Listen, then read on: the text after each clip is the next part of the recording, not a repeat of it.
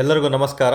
ಹಾಗೆ ಎಲ್ಲರಿಗೂ ಅಬ್ದಿ ಅಕಾಡೆಮಿಗೆ ಸ್ವಾಗತ ಸ್ನೇಹಿತರೆ. ನಾನು ನಿಮ್ಮ ಪುನೀತ್ ರಾಜ್. ಓಕೆ, ಇಂದಿನ ಈ ಒಂದು KA ಸ್ಪೆಷಲ್ ಟಾಪಿಕ್ ನಂಬರ್ 6 ನೋಡ್ತಾ ಬರಬೇಕಾಗುತ್ತೆ.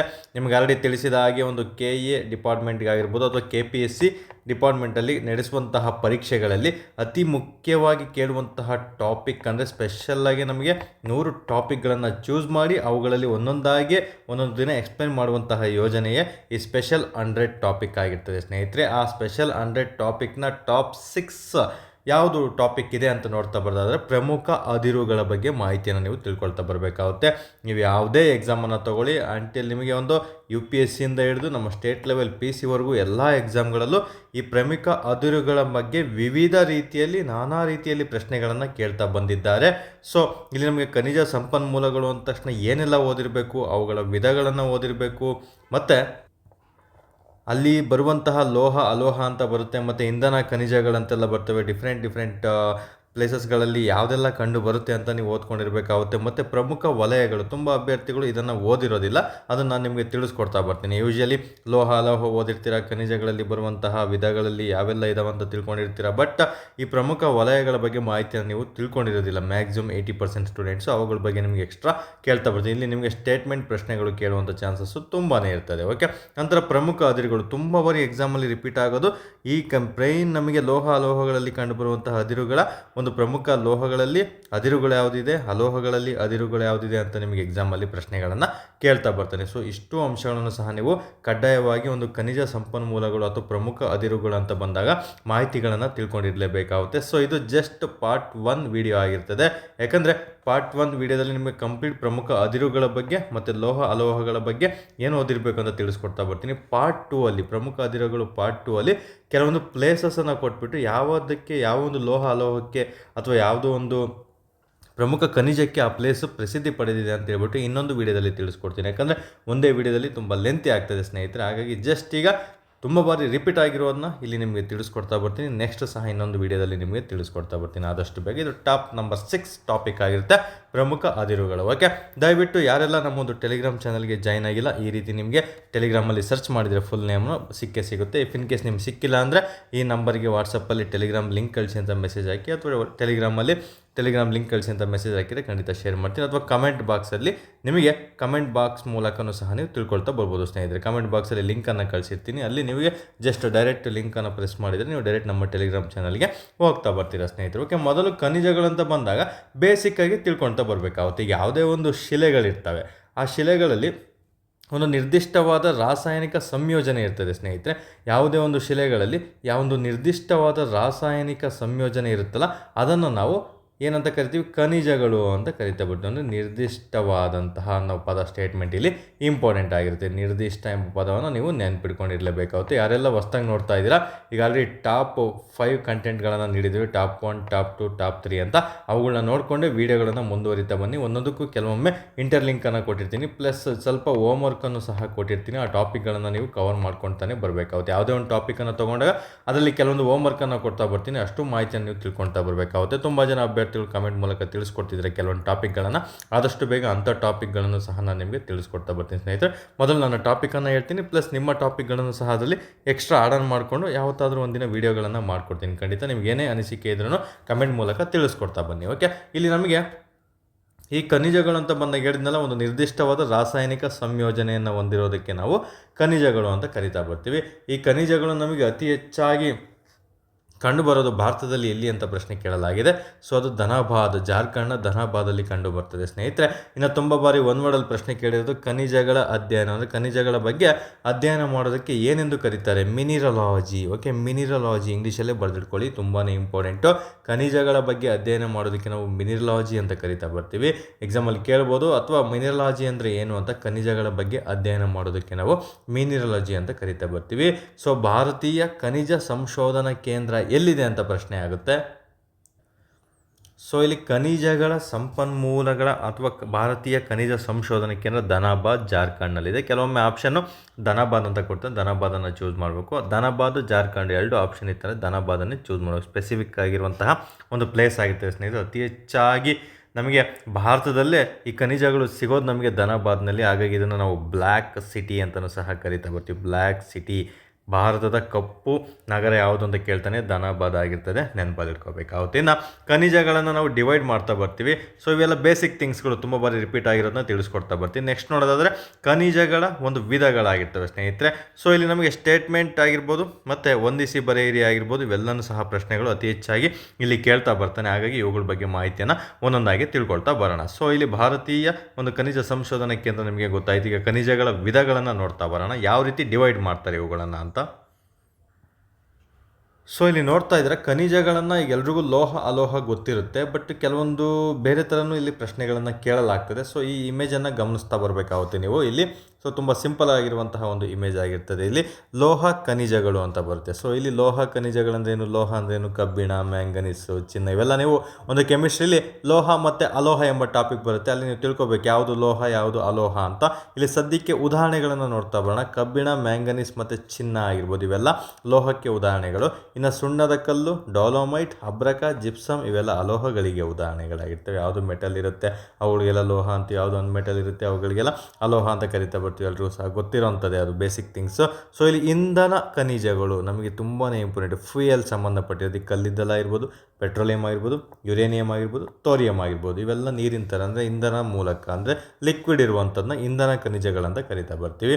ಎಕ್ಸಾಂಪಲ್ ಕೇಳ್ಬೋದು, ಈ ಕೆಳಗಿನವುಗಳಲ್ಲಿ ಯಾವುದು ಇಂಧನ ಖನಿಜಗಳಾಗಿದೆ ಅಂತ ಹೇಳ್ಬೋದು. ಸೊ ಹಾಗೆ ನೀವು ತಿಳ್ಕೊಂಡಿದ್ರೆ ಮಾತ್ರ ಅದಕ್ಕೆ ಉತ್ತರ ಮಾಡೋದಕ್ಕೆ ಸಾಧ್ಯ ಆಗ್ತದೆ. ನಂತರ ಈ ಕೆಳಗಿನವುಗಳಲ್ಲಿ ಯಾವುದು ರಾಸಾಯನಿಕ ಖನಿಜಗಳಿಗೆ ಉದಾಹರಣೆ ಆಗಿದೆ ಅಂತ ಕೇಳಿದರೆ, ನಮಗೆ ಏನು ಕೆಮಿಸ್ಟ್ರಿಲಿ ಗಂಧಕ ಆಗಿರ್ಬೋದು, ಉಪ್ಪು ಆಗಿರ್ಬೋದು, ಫಾಸ್ಫೇಟ್ ಮತ್ತು ನೈಟ್ರೇಟ್, ಇವೆಲ್ಲ ರಾಸಾಯನಿಕ ಖನಿಜಗಳಲ್ಲಿ ರಾಸಾಯನಿಕ ಒಂದು ಇದರಲ್ಲಿ ತತ್ವದಲ್ಲಿ ಯೂಸ್ ಮಾಡುವಂಥ ಅಂಶಗಳಾಗಿರ್ತವೆ. ಇನ್ನು ಅಮೂಲ್ಯ ಖನಿಜಗಳಂತ ಯಾವುದನ್ನು ಕನ್ಸಿಡರ್ ಮಾಡ್ತೀವಿ, ಚಿನ್ನ ಆಗಿರ್ಬೋದು, ಬೆಳ್ಳಿ ಆಗಿರ್ಬೋದು, ವಜ್ರ ಆಗಿರ್ಬೋದು, ಪ್ಲಾಟಿನಮ್, ಇವೆಲ್ಲ ಅಮೂಲ್ಯ ಖನಿಜಗಳು ಅಂತ ನಾವು ಕನ್ಸಿಡರ್ ಮಾಡ್ತಾ ಬರ್ತೀವಿ ಸ್ನೇಹಿತರೆ. ಎಕ್ಸಾಮಲ್ಲಿ ಕೇಳ್ಬೋದು, ಇಲ್ಲಿ ಲೋಹ ಅಲೋಹ ಇಲ್ಲಿ 1 2 3 4 ಈ ರೀತಿ ಕೊಟ್ಬಿಟ್ಟು ನಿಮಗೆ ಎಕ್ಸಾಮಲ್ಲಿ ಆಪ್ಷನನ್ನು ಗುರ್ಸೋದಕ್ಕೆ ಬೇರೆ ರೀತಿಯೇ ಕೊಡ್ತಾ ಬರ್ಬೋದು. ಇಲ್ಲಿ ಕೊಡ್ತಾ ಬರ್ತಾನೆ match the following, petroleum first ಕೊಡ್ತಾನೆ, ಆಮೇಲೆ ಚಿನ್ನನ ಕೊಟ್ಬಿಡ್ತಾನೆ, ಆಮೇಲೆ ಉಪ್ಪನ್ನು ಕೊಟ್ಬಿಡ್ತಾನೆ, ಆಮೇಲೆ ಡಾಲಮೈಟನ್ನು ಕೊಟ್ಬಿಡ್ತಾನೆ ಅಥವಾ ಮ್ಯಾಂಗನೀಸನ್ನು ಕೊಟ್ಟಿರ್ತಾನೆ. ಸೊ ನಿಮಗೆ ಕಾಲಾನುಕ್ರಮವಾಗಿ ಹೊಂದಿಸಿ ಬರೆಯ ರೂಪದಲ್ಲಿ ಕೇಳ್ತಾ ಬರ್ತಾನೆ. ನೀವು ಮ್ಯಾಚ್ ಅಪ್ನ ಮಾಡ್ತಾ ಬರಬೇಕಾಗುತ್ತೆ. ಈ ಟಾಪಿಕ್ಕು ಹೊಂದಿಸಿ ಬರೆಯರಿಗೆ ಇಂಪಾರ್ಟೆಂಟ್ ಆಗಿರುತ್ತೆ, ನೆನಪಲ್ಲಿರಬೇಕು ಸ್ನೇಹಿತರೆ. ಓಕೆನಾ, ನೆಕ್ಸ್ಟ್ ನೋಡ್ತಾ ಬರೋಣ. ಎಸ್, ನೆಕ್ಸ್ಟ್ ಟಾಪಿಕ್ ಬಂದು ನಮಗೆ ಇದು ಸಹ ಕಾಲಾನುಕ್ರಮವಾಗಿ ಬರೆಯಿರಿ ಅಂತ ಕೇಳುವಂತಹ ಒಂದು ಪ್ರಶ್ನೆ ಆಗಿರುತ್ತೆ. ಖನಿಜಗಳ ಹಂಚಿಕೆ ಆಗಿರ್ತದೆ ಸ್ನೇಹಿತರೆ. ಇಲ್ಲಿ ಖನಿಜಗಳ ಹಂಚಿಕೆ ಅಂತ ಬಂದಾಗ ಮಿನರಲ್ ಡಿಸ್ಟ್ರಿಬ್ಯೂಷನ್ ಅಂತ ನಾವು ಇಂಗ್ಲೀಷಲ್ಲಿ ಕರಿತಾ ಬರ್ತೀವಿ. ಸೊ ಇಲ್ಲಿ ಅಲೋಹ ಖನಿಜಗಳನ್ನು ಮೊದಲು ತೊಗೊಂಡಿದ್ದೀನಿ, ಯಾವುದು ಲೋಹ ಯಾವುದು ಅಲೋಹ ಅಂತ ನಿಮಗೆಲ್ಲ ತಿಳಿಸ್ಕೊಡ್ತಾ ಬಂದಿದ್ದೀನಿ. ಓಕೆ, ಲೋಹ ಖನಿಜಗಳು ಮತ್ತು ಅಲೋಹ ಖನಿಜಗಳು ಅಂತ ಬಂದಾಗ ನಮಗೆ ಎಕ್ಸಾಂಪಲ್ ಪ್ರಶ್ನೆ ಕೇಳ್ಬೋದು, ಯಾವುದು ಅಲೋಹ, ವಜ್ರ, ಗ್ರಾಫೈಟ್, ಜಿಪ್ಸಮ್, ಸುಣ್ಣದ ಕಲ್ಲು, ಮ್ಯಾಗ್ನಸೈಟ್, ಮತ್ತು ಇದೊಂದು ಅಬ್ರಕ ಆಗಿರ್ಬೋದು, ಮತ್ತು ಯುರೇನಿಯಂ ಆಗಿರ್ಬೋದು, ಇವೆಲ್ಲವೂ ಸಹ ಎಕ್ಸಾಮ್ ದೃಷ್ಟಿಯಿಂದ ತುಂಬಾ ಇಂಪಾರ್ಟೆಂಟ್ ಆಗಿರ್ತವೆ ಸ್ನೇಹಿತರೆ. ಇಲ್ಲಿ ಎಕ್ಸಾಮಲ್ಲಿ ಯಾವ ರೀತಿ ಬೇಕಾದ್ರೆ ನಿಮಗೆ ಪ್ರಶ್ನೆಯನ್ನು ಕೇಳ್ತಾ ಬರ್ತೀವಿ. ಇವೆಲ್ಲ ಉದಾಹರಣೆಗಳು ಒಂದೊಂದೇ ನೋಡ್ತಾ ಬರೋಣ ಅದಕ್ಕೆ ಯಾವುದೆಲ್ಲ ಇದೆ ಅಂತ. ಬಟ್ ಇವು ತುಂಬಾ ಇಂಪಾರ್ಟೆಂಟ್. ಇದು ಪ್ರಸ್ತುತ ನನಗೆ ಪ್ರೆಸೆಂಟ್ ಸಿಕ್ಕಿರುವಂತಹ ಮಾಹಿತಿ ನೋಡಿ. ಕೆಲವೊಂದು ಕರೆಂಟ್ ಅಫೇರ್ಸನ್ನು ನೀವು ಅಪ್ಡೇಟ್ ಆಗ್ತಾ ಬರಬೇಕಾಗುತ್ತೆ. ನೀವು ನೋಟ್ಸ್ ಮಾಡ್ಕೋಬೇಕಾದ್ರೆ ಅಷ್ಟು ಕರೆಂಟ್ ಅಫೇರ್ಸ್ CA ಅಂತ ಬರೆದಿಟ್ಕೋಬೇಕು. ಇದ್ರ ಮುಂದೆ ಯಾವಾಗ ನಿಮಗೆ ಪರೀಕ್ಷೆ ಇರುತ್ತೆ, ಪರೀಕ್ಷೆ ಇರುವಂತಹ 15 ದಿನಗಳ ಮುಂಚೆ ನೀವು ಗೂಗಲ್ ಮಾಡಬೇಕು ಪ್ರೆಸೆಂಟು ಯಾವುದು ನಮಗೆ ಅಲೋಹ ಖನಿಜಗಳು ಅತಿ ಹೆಚ್ಚಾಗಿ ಯಾವ ರಾಜ್ಯದಲ್ಲಿ ಸಿಗ್ತವೆ ಅಂತ ನೀವು ಕನ್ಸಿಡರ್ ಮಾಡ್ಕೋಬೇಕಾಗುತ್ತೆ. ಮ್ಯಾಕ್ಸಿಮಮ್ ಇವೇ ಇರ್ತವೆ, ಒಂದು 30% ಚೇಂಜ್ ಆಗುವಂಥ ಚಾನ್ಸಸ್ ತುಂಬಾ ಇರ್ತವೆ ಸ್ನೇಹಿತರೆ. ಮೊದಲ ಸ್ಥಾನ ಅಲೋಹ ಖನಿಜಗಳು ಅತಿ ಹೆಚ್ಚಾಗಿ ಸಿಗೋದು ರಾಜಸ್ಥಾನ್, ಎರಡನೇದು ಮಧ್ಯಪ್ರದೇಶ್, ಮೂರನೇದು ಆಂಧ್ರ ಪ್ರದೇಶ್, ನಾಲ್ಕನೇದು ತಮಿಳುನಾಡು ಆಗುತ್ತೆ. ಸೊ ಆರ್ಡರ್ ವೈಸ್ ನೀವು ಬರೆದಿಟ್ಕೊಳ್ಳಿ, ಕಾಲಾನುಕ್ರಮವಾಗಿ ಬರೀರಿ ಅಂತ ಹೇಳ್ಬಿಟ್ಟು ನಿಮಗೆ ಕೊಡ್ತಾನೆ. ಭಾರತದಲ್ಲಿ ಅಲೋಹಗಳ ಹಂಚಿಕೆಯನ್ನು ಕುರಿತು ಈ ಕೆಳಗಿನ ರಾಜ್ಯಗಳನ್ನು ಕಾಲಾನುಕ್ರಮವಾಗಿ ಬರೆಯಿರಿ ಅಂತ ಪ್ರಶ್ನೆ ಕೇಳಿದಾಗ ರಾಜಸ್ಥಾನ ಮೊದಲು, ನಂತರ ಮಧ್ಯಪ್ರದೇಶ್, ಮೂರನೇದು ಆಂಧ್ರ ಪ್ರದೇಶ್, ನಾಲ್ಕನೇದು ತಮಿಳುನಾಡು ಆಗಿರ್ತದೆ ಸ್ನೇಹಿತರೆ. ನೆನ್ಪಿಡ್ಬೇಕು, 2 ದಕ್ಷಿಣದ ರಾಜ್ಯಗಳು, 2 ಉತ್ತರದ ರಾಜ್ಯಗಳು ಅಂತ ನೆನ್ಪಿಡ್ಕೋಬೇಕು, ನಿಮಗೆ ಕನ್ಫ್ಯೂಷನ್ ಆಗಲ್ಲ ಅವಾಗ. ಓಕೆ, ನಂತರ ನೆಕ್ಸ್ಟ್ ಬರೋದು ನಮಗೆ ಲೋಹ ಖನಿಜಗಳು ಅಂತ ಬರುತ್ತೆ. ಸೇಮ್ ಅಲೋಹತ್ತರ ಲೋಹ ಖನಿಜಗಳಿಗೆ ಉದಾಹರಣೆಗಳನ್ನು ನಿಮ್ಗೆ ಆಲ್ರೆಡಿ ತಿಳಿಸ್ಕೊಟ್ಟಿದ್ದೀನಿ, ಇಲ್ಲಿ ಕೊಟ್ಟಿದ್ದಾರೆ, ಮತ್ತೇನು ಹೇಳುವಂಥ ಅವಶ್ಯಕತೆ ಇಲ್ಲ ಅದ್ರ ಬಗ್ಗೆ.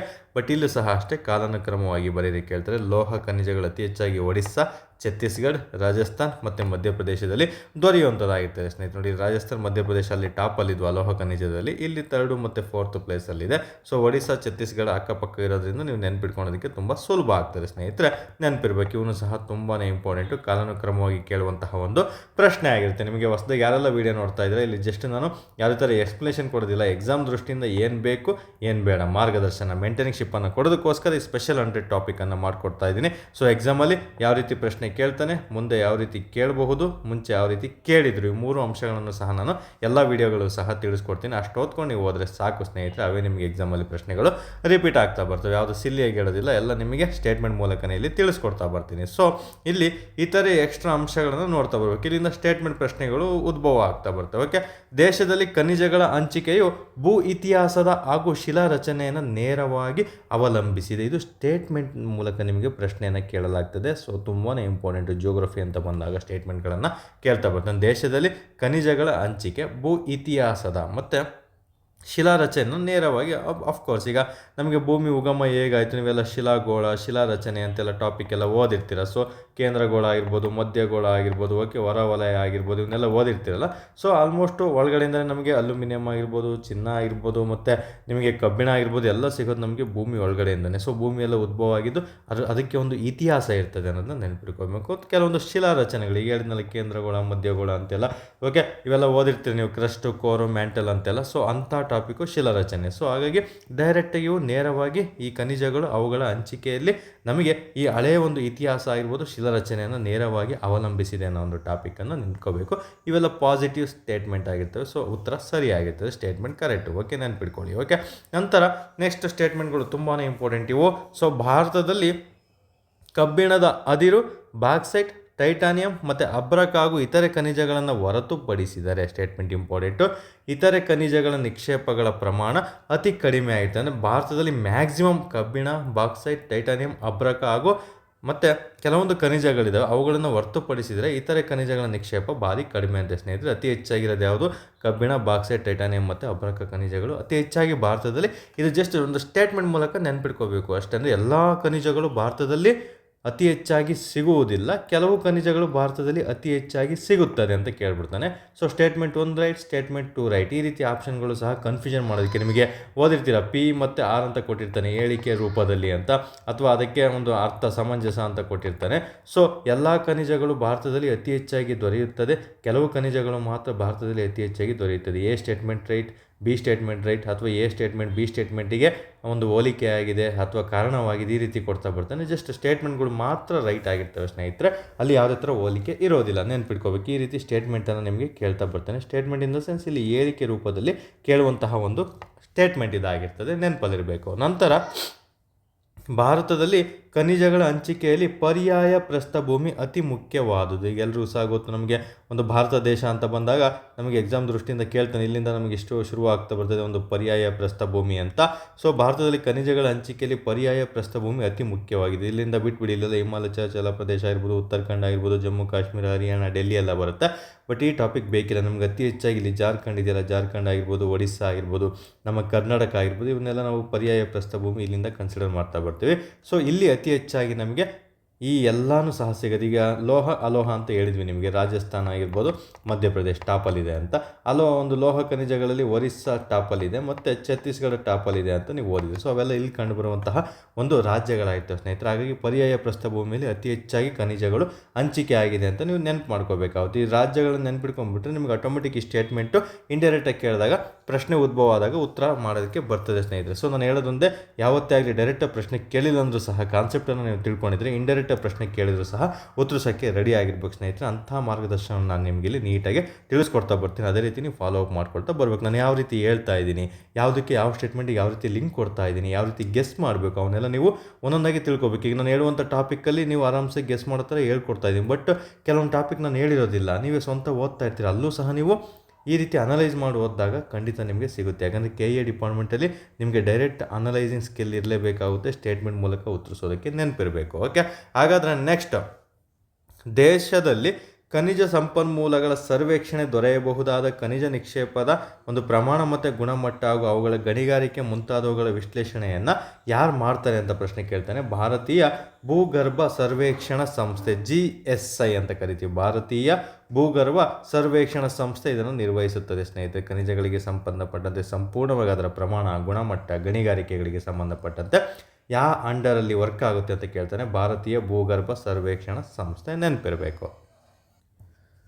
ಓಕೆ, ಇಷ್ಟು ಸ್ಟೇಟ್ಮೆಂಟ್ಗಳು ಸಹ ನಮಗೆ ಸ್ಟೇಟ್ಮೆಂಟ್ ಮೂಲಕ ಕೇಳುವಂಥದ್ದು ಖನಿಜ ಸಂಪನ್ಮೂಲಗಳಿಗೆ ಸಂಬಂಧಪಟ್ಟಂತೆ ಇಂಪಾರ್ಟೆಂಟ್. ಇನ್ನು ಮಿಕ್ಕಿದ್ದು ಏನಾದರೂ ಇತ್ತಂದರೆ ಅದು ನಾನು ನಿಮಗೆ ಟೆಲಿಗ್ರಾಮ್ ಗ್ರೂಪಲ್ಲಿ ಏನು 20 ಮಾರ್ಕ್ಸಿನ ಕ್ವಿಜ್ ಡೈಲಿ ಆಗ್ತೀನಲ್ಲ, ಅಲ್ಲಿ ಎಕ್ಸ್ಟ್ರಾ ಪಾಯಿಂಟ್ ಲೋಹ ಮತ್ತು ಅಲೋಹ ಅಥವಾ ಖನಿಜಗಳಿಗೆ ಸಂಬಂಧಪಟ್ಟಂತೆ ಎಕ್ಸ್ಟ್ರಾ ಪಾಯಿಂಟ್ ಏನಾದರೂ ಹಾಕಿದರೆ ಅದನ್ನು ಸಹ ಇದೇ ನೋಟ್ಸಲ್ಲಿ ನೀವು ನೋಟ್ಸ್ ಮಾಡ್ಕೊಳ್ತಾ ಬರಬೇಕಾಗುತ್ತೆ ಸ್ನೇಹಿತರೆ. ಸೊ ನೆಕ್ಸ್ಟ್ ಟಾಪಿಕನ್ನು ನೋಡ್ತಾ ಬರೋಣ.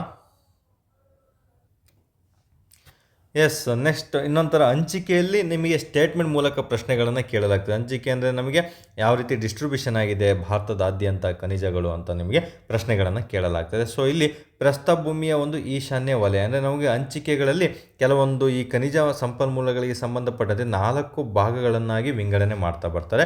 ಒಂದು ಪ್ರಸ್ಥಭೂಮಿಯ ಈಶಾನ್ಯ ವಲಯ ಅಂತ, ಇನ್ನು ಮಿಕ್ಕಿದ್ದು 3 ಕೇಂದ್ರ ವಲಯ, ದಕ್ಷಿಣ ವಲಯ, ವಾಯುವ್ಯ ವಲಯ ಅಂತ ಬರ್ತದೆ. ಸೊ ಈ 3 ವಲಯಗಳು ಇಂಪಾರ್ಟೆಂಟ್ ಆಗಿರ್ತದೆ. ಪ್ಲಸ್ ಅತಿ ಹೆಚ್ಚಾಗಿ ಇಂಪಾರ್ಟೆಂಟ್ ಆಗಿರೋದು ಈ ಒಂದು ವಲಯ, ಪ್ರಸ್ಥಭೂಮಿಯ ಒಂದು ಈಶಾನ್ಯ ವಲಯ ತುಂಬಾ ಇಂಪಾರ್ಟೆಂಟ್ ಆಗಿರ್ತದೆ ಸ್ನೇಹಿತರೆ. ಎಕ್ಸಾಮ್ ದೃಷ್ಟಿಯಿಂದ ನಿಮಗೆ ಪದೇ ಪದೇ ರಿಪೀಟ್ ಆಗುವಂತಹ ಪ್ರಶ್ನೆಗಳು ಇವೇ ಆಗಿರ್ತವೆ. ಯಾಕಂದರೆ ನಿಮ್ಗೆ ಆಲ್ರೆಡಿ ಹೇಳಿದೆ, ನಿಮಗೆ ಭಾರತವನ್ನು ಮೇಲ್ಗಡೆಯಿಂದ ಬಿಟ್ಬಿಡಿ, ಇಲ್ಲಿಂದ ನಮಗೆ ಪರ್ಯಾಯ ಪ್ರಸ್ಥಭೂಮಿ ಅಂತ ಏನು ಶುರುವಾಗುತ್ತೆ, ಇಲ್ಲಿ ಕಂಡುಬರುವಂತಹ ಅಂಶಗಳನ್ನು ನೀವು ಎಲ್ಲರೂ ಓದ್ಕೊಂಡಿರಬೇಕು, ತುಂಬಾ ಇಂಪಾರ್ಟೆಂಟ್ ಆಗಿರ್ತದೆ. ಸೊ ನನಗೆ ಅಷ್ಟೊಂದು ಮ್ಯಾಪ್ ಬಿಡಿಸೋದಕ್ಕೆ ಬರಲ್ಲ ಸ್ನೇಹಿತರೆ, ಏನು ಅನ್ಕೋಬೇಡಿ. ಓಕೆ, ಜಸ್ಟ್ ನಿಮಗೆ ಅರ್ಥ ಆಗಲಿ ಅಂತ ಈ ರೀತಿ ತಿಳಿಸ್ಕೊಡ್ತಾ ಇದ್ದೀನಿ. ಸೊ ಇಲ್ಲಿ ಪ್ರಸ್ಥಭೂಮಿಯ ಒಂದು ಈಶಾನ್ಯ ವಲಯ ಅಂತ ಬಂದಾಗ ಎಲ್ಲೆಲ್ಲಿ ಕಂಡು ಬರ್ತದೆ ಪ್ರಸ್ಥಭೂಮಿಯ ಈಶಾನ್ಯ ವಲಯ ಅಂತ ನಿಮಗೆಲ್ಲರೂ ಸಹ ಗೊತ್ತಿರುವಂಥದ್ದೇ. ನಮಗೆ ಒಂದು ಛೋಟಾ ನಾಗ್ಪುರ ಪ್ರಸ್ಥಭೂಮಿ ಅಂತ ಒಂದು ಪ್ರದೇಶ ಬರುತ್ತೆ. ನಮಗೆ ಭಾರತದ ಅತಿ ಮುಖ್ಯ ಖನಿಜ ಪ್ರದೇಶಗಳು ಈ ಪ್ರಸ್ಥಭೂಮಿಯ ಈಶಾನ್ಯ ವಲಯದಲ್ಲೇ ಕಂಡು ಬರ್ತದೆ ಸ್ನೇಹಿತರೆ. ಹಾಗಾಗಿ ಇವುಗಳನ್ನು ನಾವು ಭಾರತದ ಖನಿಜಗಳ ಒಂದು ಹೃದಯ ಅಂತಲೂ ಸಹ ಕರಿತಾ ಬರ್ತೀವಿ. ಈಶಾನ್ಯ ವಲಯ ಅಂತ ಬಂದಾಗ ನಮಗೆ ಇಲ್ಲಿ ಬರುತ್ತೆ. ಓಕೆ, ಇದನ್ನು ಟಾಪನ್ನು ಬಿಟ್ಬಿಡಿ, ಜಸ್ಟ್ ಇಲ್ಲಿಂದ ರಾಜ್ಯಗಳನ್ನು ನೀವು ಕನ್ಸಿಡರ್ ಮಾಡ್ಕೋಬೇಕಾಗುತ್ತೆ. ಇಲ್ಲಿಂದ ರಾಜ್ಯಗಳನ್ನು ಕನ್ಸಿಡರ್ ಮಾಡ್ಕೊಂಡಾಗ ನಮಗೆ 8 ದಿಕ್ಕುಗಳಿದೆ ಅಂತ ಎಲ್ರಿಗೂ ಸಹ ಗೊತ್ತು.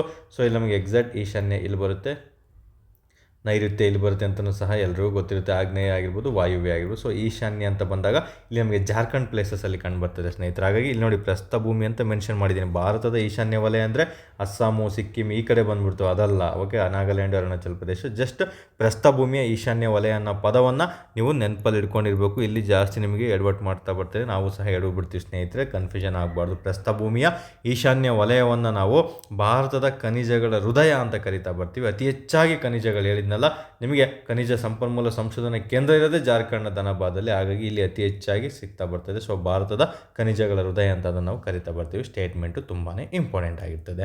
ನಂತರ ಇದು ಕಲ್ಲಿದ್ದಲನ್ನು ಅಧಿಕವಾಗಿ ಹೊಂದಿದ್ದು ಕಬ್ಬಿಣ, ಉಕ್ಕಿನ ಕೈಗಾರಿಕೆ ಹೆಸರುವಾಸಿಯಾಗಿದೆ. ಆದ್ದರಿಂದ ಇದನ್ನು ನಾವು ಭಾರತದ ರೂರ್ ಅಂತ ಕರಿತಾ ಬರ್ತೀವಿ. ಯಾವುದನ್ನು ನಾವು ಭಾರತದ ರೂರ್ ಅಂತ ಕರಿತಾ ಬರ್ತೀವಿ ಅಂದರೆ ಪ್ರಸ್ಥಭೂಮಿಯ ಈಶಾನ್ಯ ವಲಯ, ಅಥವಾ ಅದನ್ನೇ ನಾವು ಒಂದು ಛೋಟಾ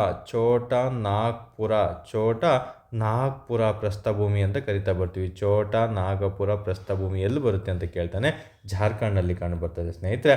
ಈ ಛೋಟಾ ನಾಗ್ಪುರ ಪ್ರಸ್ಥಭೂಮಿಯನ್ನೇ ನಾವು ಭಾರತದ ಖನಿಜಗಳ ಹೃದಯ ಅಂತ ಕರಿತಾ ಬರ್ತೀವಿ. ಅಥವಾ ಇಂಡೈರೆಕ್ಟ್ ಪ್ರಶ್ನೆ ಕೇಳಿದರೆ ಪ್ರಸ್ಥಭೂಮಿಯ ಈಶಾನ್ಯ ವಲಯವನ್ನು ನಾವು ಭಾರತದ ಖನಿಜಗಳ ಒಂದು ಹೃದಯ ಅಂತ ಕರಿತೀವಿ. ಎಕ್ಸಾಮ್ ದೃಷ್ಟಿಯಿಂದ ತುಂಬಾ ಇಂಪಾರ್ಟೆಂಟ್. ಅತಿ ಹೆಚ್ಚಾಗಿ ಇಲ್ಲಿ ಕಲ್ಲಿದ್ದಲನ್ನು ನಾವು ನೋಡ್ತಾ ಬರ್ಬೋದು. ಕಬ್ಬಿಣ ಮತ್ತು ಉಕ್ಕಿನ ಕೈಗಾರಿಕೆಗೂ ಸಹ ಇದು ಹೆಸರುವಾಸಿ ಆಗಿರ್ತದೆ ಸ್ನೇಹಿತರೆ. ಸೊ ಇಲ್ಲಿ ಛೋಟಾ ನಾಗ್ಪುರ ಪ್ರಸ್ಥಭೂಮಿಯನ್ನು ಪೂರ್ಣವಾಗಿ ಒಳಗೊಂಡಿದ್ದು ಭಾರತದಲ್ಲಿ 75% ಕಲ್ಲಿದ್ದಲು ಈ ವಲಯದಲ್ಲಿ ಕಂಡು ಬರ್ತವೆ. ಎಕ್ಸಾಮಲ್ಲಿ ಕೇಳ್ಬೋದು, ಸ್ಟೇಟ್ಮೆಂಟ್ ಮೂಲಕ ಕೇಳ್ತಾ ಬರ್ತಾನೆ. 75% ಅನ್ನೋದು ಇಲ್ಲಿ ಇಂಪಾರ್ಟೆಂಟ್ ಆಗಿದೆ. 70 ಅಥವಾ 72, 75 ಈ ರೀತಿ ಕೊಡ್ತಾ ಬರ್ತಾನೆ. ಅಥವಾ ಮುಕ್ಕಾಲು ಭಾಗ ಅಂತಲೂ ಸಹ ಕೆಲವೊಮ್ಮೆ ಆಪ್ಷನನ್ನು ನೀಡ್ತಾ ಬರ್ತಾನೆ ಸ್ನೇಹಿತರೆ. ಮುಕ್ಕಾಲು ಭಾಗ ಅನ್ನೋದು ಸಹ ನೀವು ಇಲ್ಲಿ ನೆನಪಲ್ಲಿಟ್ಕೊಂಡಿರ್ಬೇಕು. ಯಾವ ರೀತಿ ಬೇಕಾದರೂ ಪ್ರಶ್ನೆಯನ್ನು ಕೇಳಬಹುದು. ಓಕೆ, ಈ 3 ಸ್ಟೇಟ್ಮೆಂಟು ಬರೆದಿಟ್ಕೊಳ್ಳಿ, ತುಂಬಾ ಇಂಪಾರ್ಟೆಂಟು. ಒಂದಲ್ಲ ಒಂದು ಎಕ್ಸಾಮ್ಗಳಲ್ಲಿ ಮುಂದಿನ ದಿನಗಳಲ್ಲಿ ಈ ಪ್ರಶ್ನೆಗಳನ್ನು ನಿಮಗೆ ಕೇಳ್ತಾ ಬರ್ತಾನೆ ಸ್ನೇಹಿತರೆ. ಸೊ ನಂತರ ಬರೋದು ನಮಗೆ ಅತಿ ಹೆಚ್ಚಾಗಿ ಸಿಗೋದು ಮೊದಲನೇದು ಯಾವುದು, ಪ್ರಸ್ಥಭೂಮಿಯ ಈಶಾನ್ಯ ವಲಯ ಅಂತ. ಅದೇ ರೀತಿ ಸೆಕೆಂಡ್ ಹೈಯೆಸ್ಟ್ ನಮಗೆ ಖನಿಜ ಸಂಪನ್ಮೂಲಗಳು ಸಿಗೋದಲ್ಲಿ ಕೇಂದ್ರ ವಲಯ ಅಂತ ನೆನ್ಪಿಟ್ಕೋಬೇಕು. ಇನ್ನು ಇಲ್ಲಿ ಕೇಂದ್ರ ವಲಯ ಅಂತ ಬಂದಾಗ ಇಲ್ಲಿಂದ ಡಿವೈಡ್ ಮಾಡಿದಾಗ ನಮಗೆ ಯಾವೆಲ್ಲ ರಾಜ್ಯಗಳು ಬರ್ತವೆ, ಇಲ್ಲಿ ಮಧ್ಯಪ್ರದೇಶ ಆಗಿರ್ಬೋದು, ಮಹಾರಾಷ್ಟ್ರ ಆಗಿರ್ಬೋದು, ಮತ್ತು ಛತ್ತೀಸ್ಗಢ ಮತ್ತು ಆಂಧ್ರ ಪ್ರದೇಶ, ಇಲ್ಲಿಂದ ಇಲ್ಲಿಗೆ ಕೇಂದ್ರ ವಲಯ ಅಂತ ಕನ್ಸಿಡರ್ ಮಾಡ್ತೀವಿ. ಇದು ನಮಗೆ ಭಾರತದಲ್ಲಿ 2ನೇ ಅತಿ ಹೆಚ್ಚಾಗಿ ಖನಿಜ ಸಂಪನ್ಮೂಲಗಳ ಒಂದು ಪ್ರದೇಶ ಆಗಿರುತ್ತೆ. 3ನೇದು ದಕ್ಷಿಣ ವಲಯ ಆಗಿರ್ತದೆ ಸ್ನೇಹಿತರೆ. ದಕ್ಷಿಣ ವಲಯ ಅಂತ ಬಂದ ತಕ್ಷಣ ಎಲ್ಲರಿಗೂ ಸಹ ಗೊತ್ತು, ಒಂದು ತಮಿಳುನಾಡು ಆಗಿರ್ಬೋದು, ಒಂದು ಕೇರಳ ಆಗಿರ್ಬೋದು, ಕರ್ನಾಟಕ ಆಗಿರ್ಬೋದು, ಮತ್ತು ಗೋವಾ ಆಗಿರ್ಬೋದು, ಇವೆಲ್ಲವೂ ಸಹ ನಮಗೆ ಇಲ್ಲಿ ಕಂಡು ಬರುವಂಥದ್ದು. ಜಸ್ಟ್ ಮ್ಯಾಪರ್ಸ್ ನಿಮಗೆಲ್ಲ ಗೊತ್ತಿರುತ್ತೆ. ಯಾಕಂದರೆ ನೀವು ಜಿಯೋಗ್ರಫಿ ಓದ್ತಾ ಇದ್ದರೆ ಫಸ್ಟ್ ನಮಗೆ ಭಾರತದಲ್ಲಿ ಎಷ್ಟು ಕೇಂದ್ರಾಡಳಿತ ಪ್ರದೇಶಗಳಿದೆ, ಮತ್ತು ಎಷ್ಟು ರಾಜ್ಯಗಳಿದೆ, ಮತ್ತು ನಮ್ಮ ಒಂದು ಭಾರತ ದೇಶದಲ್ಲಿ ಸುತ್ತುವರಿದಂಥ ನೆರೆಹೊರೆಯ ದೇಶಗಳು ಯಾವುದುದು ಅಂತ ನೀವು ತಿಳ್ಕೊಂಡಿದ್ದಲ್ಲಿ ಮಾತ್ರ ಜಿಯೋಗ್ರಫಿ ಅರ್ಥ ಆಗೋದಕ್ಕೆ ತುಂಬ ಸುಲಭ ಆಗುತ್ತೆ. ಅದರಲ್ಲೂ ಈಶಾನ್ಯ ರಾಜ್ಯಗಳು ಯಾವೆಲ್ಲ ಒಂದು ದೇಶಗಳೊಂದಿಗೆ ಅವು ಗಡಿಯನ್ನು ಹಂಚಿಕೊಂಡಿದೆ ಅಂತ ತಿಳ್ಕೊಂಡಿರಬೇಕು. ಇಷ್ಟು ಅಂಶಗಳು ಬೇಸಿಕ್ಕಾಗಿ ತಿಳ್ಕೊಂಡಿರಲೇಬೇಕಾಗುತ್ತೆ. ಇಷ್ಟು ಅಂತ ತಿಳ್ಕೊಂಡ ಮೇಲೆ ನೀವು ಜಿಯೋಗ್ರಫಿ ಓದೋದಕ್ಕೆ ಶುರು ಮಾಡಬೇಕಾಗುತ್ತೆ. ನಿಮಗೆ ಏನಾದರೂ ಓದಿಲ್ಲ ಅಂದರೆ ಫ್ರೆಷರ್ಸ್ ಯಾರಾದರೂ ಈ ವಿಡಿಯೋ ನೋಡ್ತಾ ಇದ್ದರೆ ನಿಮಗೆ ಹೋಮ್ವರ್ಕ್ ಆಗಿರುತ್ತೆ. ಕೇಂದ್ರಾಡಳಿತ ಪ್ರದೇಶಗಳು, ಭಾರತದ ರಾಜ್ಯಗಳು ಮತ್ತು ಭಾರತದ ನೆರೆಹೊರೆಯ ದೇಶಗಳು ಯಾವುದೆಲ್ಲ ಇದೆ ಮತ್ತು ಈಶಾನ್ಯ ರಾಜ್ಯಗಳಲ್ಲಿ ಯಾವುದೆಲ್ಲ ಗಡಿಯನ್ನು ಹಂಚಿಕೊಂಡಿದೆ ಅಂತ ನೀವು ತಿಳ್ಕೊಂಡಿದ್ದಲ್ಲಿ ಅದು ತುಂಬಾ ಇಂಪಾರ್ಟೆಂಟ್. ಇನ್ನು ಕರ್ನಾಟಕದಲ್ಲಿ ಅಥವಾ ಭಾರತದಲ್ಲಿ ಬರುವಂಥ ಎಲ್ಲ ರಾಜ್ಯಗಳು ಯಾವೆಲ್ಲ ಒಂದು ರಾಜ್ಯಗಳೊಂದಿಗೆ ಗಡಿಯನ್ನು ಹಂಚಿಕೊಂಡಿದೆ ಅನ್ನೋದು ಇಂಪಾರ್ಟೆಂಟ್. ಅದರಲ್ಲೂ ಉತ್ತರ ಪ್ರದೇಶ ಮತ್ತು ನಮ್ಮ ಕರ್ನಾಟಕ ಇಂಪಾರ್ಟೆಂಟ್ ಆಗಿರುತ್ತೆ, ನೆನ್ಪಿಟ್ಕೋಬೇಕು. ನಂತರ ದಕ್ಷಿಣ ವಲಯ, ಇದು ಥರ್ಡ್ ಹೈಯೆಸ್ಟ್ ಹೊಂದಿರುವಂಥದ್ದು ಖನಿಜ ಸಂಪನ್ಮೂಲಗಳನ್ನು. ಇನ್ನು ವಾಯುವ್ಯ ವಲಯ ಅಂತ ಬಂದಾಗ ನಮಗೆ ತುಂಬಾ ಇಂಪಾರ್ಟೆಂಟ್ ಆಗಿರ್ಬೋದು. ಇಲ್ಲಿ ನಮಗೆ ರಾಜಸ್ಥಾನ ಅಂತ ಬರ್ತವೆ, ಅವೆಲ್ಲನೂ ಸಹ ಇಂಪಾರ್ಟೆಂಟ್ ಆಗಿರ್ತದೆ ಸ್ನೇಹಿತರೆ. ಎಕ್ಸಾಮ್ ದೃಷ್ಟಿಯಿಂದ ಇದು 4ನೇ ಹೈಯೆಸ್ಟ್ ಹೊಂದಿರುವಂಥದ್ದು, 4th ಪ್ಲೇಸ್ ಹೊಂದಿದೆ ಖನಿಜ ಸಂಪನ್ಮೂಲಗಳಲ್ಲಿ. ಯಾವುದು? ವಾಯುವ್ಯ ವಲಯ ಅನ್ನೋದನ್ನ ನೆನ್ಪಿಟ್ಕೋಬೇಕು. ಸೊ ಈ ಇಂಥ ವಲಯಗಳನ್ನು ನೀವು ಓದಿರೋದಿಲ್ಲ, ಬಟ್ ಸ್ಟೇಟ್ಮೆಂಟ್ ಮೂಲಕ ಕೇಳುವಂಥ ಚಾನ್ಸಸ್ ಇರೋದ್ರಿಂದ ಇವುಗಳನ್ನು ತಿಳಿಸ್ಕೊಟ್ಟಿದ್ದೀನಿ, ನೆನ್ಪಿಟ್ಕೊಳ್ಳಿ. ಆದಷ್ಟು ಈಸಿನೇ ಕೇಳ್ತಾನೆ, ಬಟ್ ಈಸಿನೂ ಓದಿರಬೇಕು ಪ್ಲಸ್ ಆವ್ರೇಜು ಓದಿರಬೇಕು. ಡಿಫಿಕಲ್ಟಾಗಿ ಓದಿದರೆ ನಿಮಗೆ ಎಕ್ಸಾಮ್ಗಳನ್ನು ಈಸಿಯಾಗಿ ಕ್ರ್ಯಾಕ್ ಮಾಡ್ತಾ ಬರ್ಬೋದು ಸ್ನೇಹಿತರು. ಓಕೆ, ನಮಗೆ 100 out of 100 ತಗುವಂತಹ ಅವಶ್ಯಕತೆ ಇಲ್ಲ. ಜಸ್ಟ್ ಪಾಸಿಂಗ್ ಮಾರ್ಕ್ಸ್ಗೆ ಏನೆಲ್ಲ ಬೇಕು ಅವೆಲ್ಲ ಸ್ಮಾರ್ಟ್ ವರ್ಕ್ಗಳನ್ನು ನಾವು ಒಂದೊಂದೇ ಟಾಪಿಕ್ಗಳನ್ನು ತಗೊಳ್ತಾ ಮಾಡ್ತಾ ಬರೋಣ ಸ್ನೇಹಿತರೆ. ಸೊ ಇಲ್ಲಿ ಪ್ರಮುಖ ಅದಿರುಗಳು ನಮಗೆ ಮೇನ್ ಟಾಪಿಕ್ಕಿಗೆ ಈಗ ಬರ್ತಾ ಇದ್ದೀನಿ. ಎಷ್ಟೊತ್ತು ಹೇಳಿದ್ದು ನಿಮಗೆ ಎಕ್ಸ್ಟ್ರಾ ಪಾಯಿಂಟ್ಗಳು ಎಕ್ಸಾಮ್ ದೃಷ್ಟಿಯಿಂದ ಸ್ಟೇಟ್ಮೆಂಟಲ್ಲಿ ಕೇಳಿಬಿಟ್ರೆ ಅಂತ ಹೇಳ್ಬಿಟ್ಟು ಹೇಳಿದ್ದೀನಿ. ಇನ್ನು ಇದನ್ನು ಬಿಟ್ಟು ಇನ್ನು ಪಾರ್ಟ್ 2 ವಿಡಿಯೋ ಬೇರೆ ಬರುತ್ತೆ. ಅಲ್ಲಿ ಏನಂದರೆ ಎಮಟೈಟೇ ಅತಿ ಹೆಚ್ಚಾಗಿ ಎಲ್ಲಿ ದೊರೆಯುತ್ತೆ, ಮ್ಯಾಗ್ನೆಟೈಟೇ ಅತಿ ಹೆಚ್ಚಾಗಿ ದೊರೆಯುತ್ತೆ, ಕಬ್ಬಿಣದ ಅದಿರುಗಳು ಎಲ್ಲಿ ದೊರೆಯುತ್ತೆ, ಅದರಲ್ಲೂ ಸ್ಪೆಸಿಫಿಕ್ಕಾಗಿ ಯಾವ ಒಂದು ಸ್ಥಳದಲ್ಲಿ ದೊರೆಯುತ್ತೆ ಅಂತ ನಿಮಗೆ ನೆಕ್ಸ್ಟ್ ವಿಡಿಯೋದಲ್ಲಿ ತಿಳಿಸ್ಕೊಡ್ತಾ ಬರ್ತೀನಿ. ಸದ್ಯಕ್ಕೀಗ ಅದಿರುಗಳು ಅಂತ ಬಂದಾಗ ಎಕ್ಸಾಮಲ್ಲಿ ಕೇಳ್ತಾನೆ, ಈ ಕೆಳಗಿನವುಗಳಲ್ಲಿ ಯಾವುದು ಕಬ್ಬಿಣದ ಅದಿರಾಗಿದೆ ಅಥವಾ ಅದಿರಾಗಿಲ್ಲ ಅಥವಾ ಅದಿರುಗಳಾಗಿದ್ದಾವೆ ಅಂತ ನಿಮಗೆ ಕೇಳುವಂಥ ಚಾನ್ಸಸ್ ತುಂಬಾ ಇರ್ತದೆ. ಸೊ ಹಾಗಾಗಿ ನೆನಪಲ್ಲಿರಬೇಕು. ಓಕೆ, ಕಬ್ಬಿಣದ ಅದಿರು, ಒಂದೊಂದೇ ಅದಿರುಗಳನ್ನು ನೋಡ್ತಾ ಬರೋಣ. ತುಂಬಾ ಇಂಪಾರ್ಟೆಂಟ್ ಆಗಿರುವಂಥದ್ದು ಎಕ್ಸಾಮಲ್ಲಿ ಪದೇ ಪದೇ KE ಆಗಿರ್ಬೋದು, KPSC ಫಿಕ್ಸ್ ಆಗಿರುವಂತಹ ಪ್ರಶ್ನೆಗಳು ಇವಾಗಿರ್ತವೆ ಸ್ನೇಹಿತರೆ. ಸೊ ಇಲ್ಲಿ ನಮಗೆ ಎಮಟೈಟ್ ಅಂತ ಬರುತ್ತೆ. ಸೊ ಎಮಟೈಟ್ ಅಂತ ಬಂದಾಗ ಮ್ಯಾಗ್ನೆಟೈಟ್, ಲಿಮೋನೈಟ್, ಸಿಡರೈಟು, ಎಮಟೈಟು, ಮ್ಯಾಗ್ನೆಟೈಟು, ಲಿಮೋನೈಟು, ಸಿಡರೈಟ್ ಆಗಿರ್ತವೆ. ಇವೆಲ್ಲ ನಮಗೆ ತುಂಬಾ ಇಂಪಾರ್ಟೆಂಟ್ ಆಗಿರುತ್ತೆ ಸ್ನೇಹಿತರೆ. ಓಕೆ, ಸೊ ಇಲ್ಲಿ ನೆಕ್ಸ್ಟ್ ಟ್ವಿಸ್ಟ್ ಪ್ರಶ್ನೆಗಳನ್ನು ಕೇಳ್ತಾ ಬರ್ತಾನೆ. ಕೆಮಿಸ್ಟ್ರಿಲಿ ಲೋಹ ಅಲೋಹಗಳು ಅಂತ ನೀವು ಕಂಪಲ್ಸರಿ ಓದಿರಲೇಬೇಕಾಗುತ್ತೆ. ಜಿಯೋಗ್ರಫಿಲಿ ಖನಿಜ ಸಂಪನ್ಮೂಲಗಳಂತ ಬಂದಾಗ ಇವುಗಳ ಬಗ್ಗೆ ಮಾಹಿತಿಯನ್ನು ನೀವು ತಿಳ್ಕೊಂಡಿರಲೇಬೇಕಾಗುತ್ತೆ. ಸೊ ಇಲ್ಲಿ ತುಂಬಾ ಇಂಪಾರ್ಟೆಂಟ್ ಆಗಿರುವಂಥದ್ದು ಆರ್ಡರ್ ವೈಸ್ ನೆನ್ಪಿಟ್ಕೋಬೇಕು. ಕಬ್ಬಿಣ ಅದಿರುಗಳು ಎಲ್ಲರೂ ಸಹ ಓದಿರ್ತೀರ, ಪ್ರತಿಯೊಬ್ಬರಿಗೂ ಸಹ ಕಾಮನ್ ಸೆನ್ಸಾಗಿ ಓದಿರ್ತೀರ, ತಿಳ್ಕೊಂಡಿರ್ತೀರ. ಬಟ್ ಇವುಗಳಲ್ಲಿ ಎಷ್ಟೆಷ್ಟು ಕಬ್ಬಿಣ ಅಂಶ ಇದೆ. ಎಮಟೈಟು ಕಬ್ಬಿಣದ ಅದಿರು ಅಂದರೆ ಇದರಲ್ಲಿ 100ಕ್ಕೆ ಎಷ್ಟು ಪರ್ಸೆಂಟೇಜು ನಮಗೆ ಕಬ್ಬಿಣ ಸಿಗುತ್ತೆ ಇದರಲ್ಲಿ ಅಂತ ಪ್ರಶ್ನೆ ಕೇಳ್ತಾನೆ. 72%ಗಿಂತ ಅಧಿಕ ಕಬ್ಬಿಣ ಅದಿರು ಇಲ್ಲಿ ಸಿಗ್ತಾ ಬರ್ತದೆ ಸ್ನೇಹಿತರೆ. ಇನ್ನು ನಮಗೆ ಈ ಎಮಟೈಟ್ ಅಂತ ಆಯಿತು. ನಂತರ ಬರೋದು ನಮಗೆ ಈ ಮ್ಯಾಗ್ನೆಟೈಟ್ ಅಂತೆಲ್ಲ ಬರುತ್ತೆ.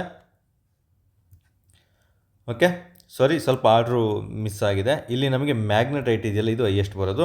ಇಲ್ಲಿ ಎಮಟೈಟ್ ನಮಗೆ 60ಇಂದ 70% ಕಬ್ಬಿಣ ಅಂಶ 100ಕ್ಕೆ ಇರ್ತದೆ ಸ್ನೇಹಿತರೆ. 100ರಲ್ಲಿ ಒಂದು ಕಬ್ಬಿಣದಲ್ಲಿ 60 to 70% ಎಮಟೈಟ್ ಇರುತ್ತೆ. ಇನ್ನು 72%ಗೂ ಅಧಿಕ ಈ ಮ್ಯಾಗ್ನೆಟೈಟ್ ದೊರೀತಾ ಬರ್ತದೆ ಸ್ನೇಹಿತರೆ. ಇನ್ನು ಲಿಮೋನೈಟ್ ಅಂತ ಬಂದಾಗ 40ಇಂದ 60% ಕಬ್ಬಿಣ ಅಂಶ ಇರುತ್ತೆ. ಸಿಡರೈಟಲ್ಲಿ 40ಇಂದ 50% ಕಬ್ಬಿಣ ಅಂಶ ಇರುತ್ತೆ ಅನ್ನೋದನ್ನು ನೆನ್ಪಿಟ್ಕೋಬೇಕು. ಸೊ ಹಾಗಾದರೆ ಇಲ್ಲಿ ಅತಿ ಹೆಚ್ಚಾಗಿರೋದು ಯಾವುದು? ಮ್ಯಾಗ್ನೆಟೈಟ್. ನೆನ್ಪಿಟ್ಕೊಳ್ಳಿ, ತುಂಬಾ ಇಂಪಾರ್ಟೆಂಟು. ಕಬ್ಬಿಣ ಅದಿರುಗಳಲ್ಲೇ ಅತಿ ಹೆಚ್ಚಾಗಿ ಕಬ್ಬಿಣದ ಅಂಶವನ್ನು ಒಳಗೊಂಡಿರುವಂತಹ ಅದಿರು ಯಾವುದು ಅಂತ ಪ್ರಶ್ನೆ ಕೇಳ್ತೇನೆ. ಆ ಅದಿರು ಮ್ಯಾಗ್ನೆಟೈಟ್ ಆಗಿರುತ್ತೆ. ತುಂಬಾ ಇಂಪಾರ್ಟೆಂಟು, ತುಂಬ ಬಾರಿ ಎಕ್ಸಾಮಲ್ಲಿ ರಿಪೀಟ್ ಆಗಿದೆ. ತುಂಬ ಸಿಂಪಲಾಗಿ ನೆನ್ಪಿಟ್ಕೋಬೇಕಂದ್ರೆ ನೋಡಿ, ಈ ಜಾಸ್ತಿ ಇರೋದಂದರೆ ಏನಂತೀವಿ ಇಂಗ್ಲೀಷಲ್ಲಿ ನಾವು ಮ್ಯಾಕ್ಸಿಮಮ್. ಓಕೆ, ಮ್ಯಾಕ್ಸಿಮಮ್ ಅಂತ ಕರಿತಾ ಬರ್ತೀವಲ್ಲ, ಅದನ್ನು ನಾವು ಕನ್ನಡದಲ್ಲಿ ಬರೆಯೋಕ್ಕೆ ಹೋದರೆ ಹೆಂಗೆ ಬರಿತೀವಿ? ಮ್ಯಾಗ್ಸಿ ಅಂತ. ಸೊ ಇಲ್ಲಿ ಮ್ಯಾಗ್ನೆಟೈಟ್ ಅಂತ ನೆನ್ಪಿಟ್ಕೋಬೇಕು. ಅತಿ ಹೆಚ್ಚಾಗಿರೋದು ಮ್ಯಾಗ್ನೆಟೈಟ್ ಅಂತ ನೆನ್ಪಿಟ್ಕೊಂಡ್ರೆ ನಿಮಗೆ ಮರ್ತೋಗೋದಿಲ್ಲ ಸ್ನೇಹಿತರೆ. ಸೊ ಅತಿ ಹೆಚ್ಚಾಗಿರೋದು ಇದು. ಸೆಕೆಂಡ್ ಹೈಯೆಸ್ಟ್ ಯಾವುದು?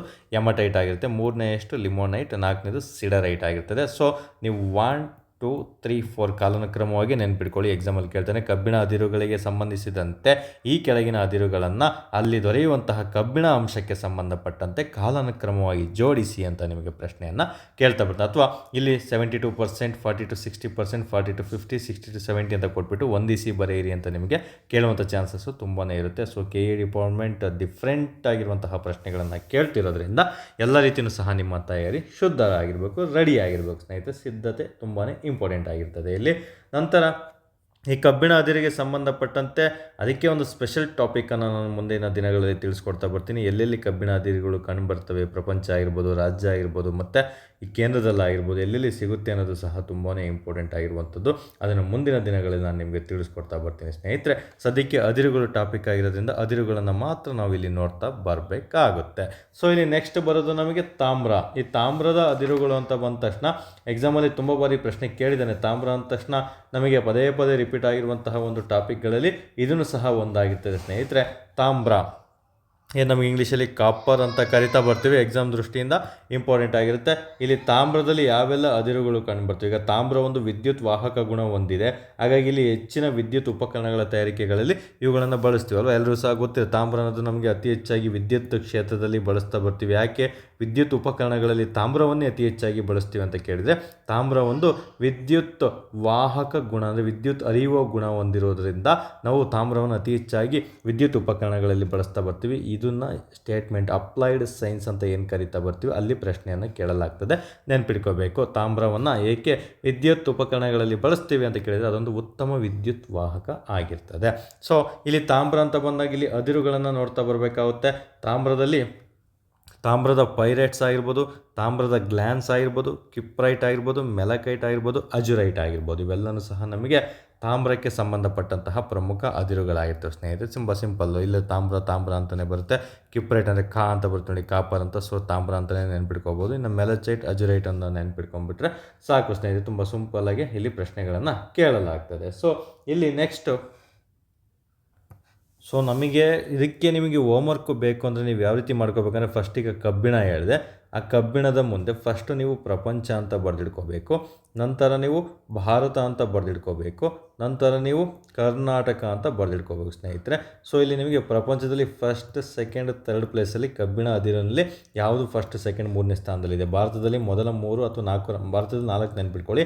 ಮೊದಲ 4 ರಾಜ್ಯಗಳು ಯಾವುದೆಲ್ಲ ಕಬ್ಬಿಣದಲ್ಲಿ ಉತ್ಪಾದನೆಯಲ್ಲಿ ಪ್ರಸಿದ್ಧಿ ಪಡೆದಿದೆ. ಕರ್ನಾಟಕದಲ್ಲಿ ಕಬ್ಬಿಣದ ಅದಿರು ಅತಿ ಹೆಚ್ಚಾಗಿ ಎಲ್ಲಿ ಸಿಗುತ್ತೆ ಅನ್ನೋದನ್ನ ಜಿಲ್ಲೆಗಳ ಮೂಲಕ ನೀವು ಇಲ್ಲಿ 1, 2, 3, 4 ಅಂತ ಬರೆದಿಟ್ಕೊಂಡ್ರೆ ತುಂಬ ಉತ್ತಮ ಆಗಿರ್ತದೆ. ಇದು ನಿಮಗೆ ಇಂದಿನ ಹೋಮ್ವರ್ಕ್ ಆಗಿರುತ್ತೆ. ಮುಂದಿನ ದಿನಗಳಲ್ಲಿ ನಾನು ಸಹ ಇದನ್ನು ಡೀಟೇಲ್ಡಾಗಿ ಹೇಳ್ತಾ ಬರ್ತೀನಿ.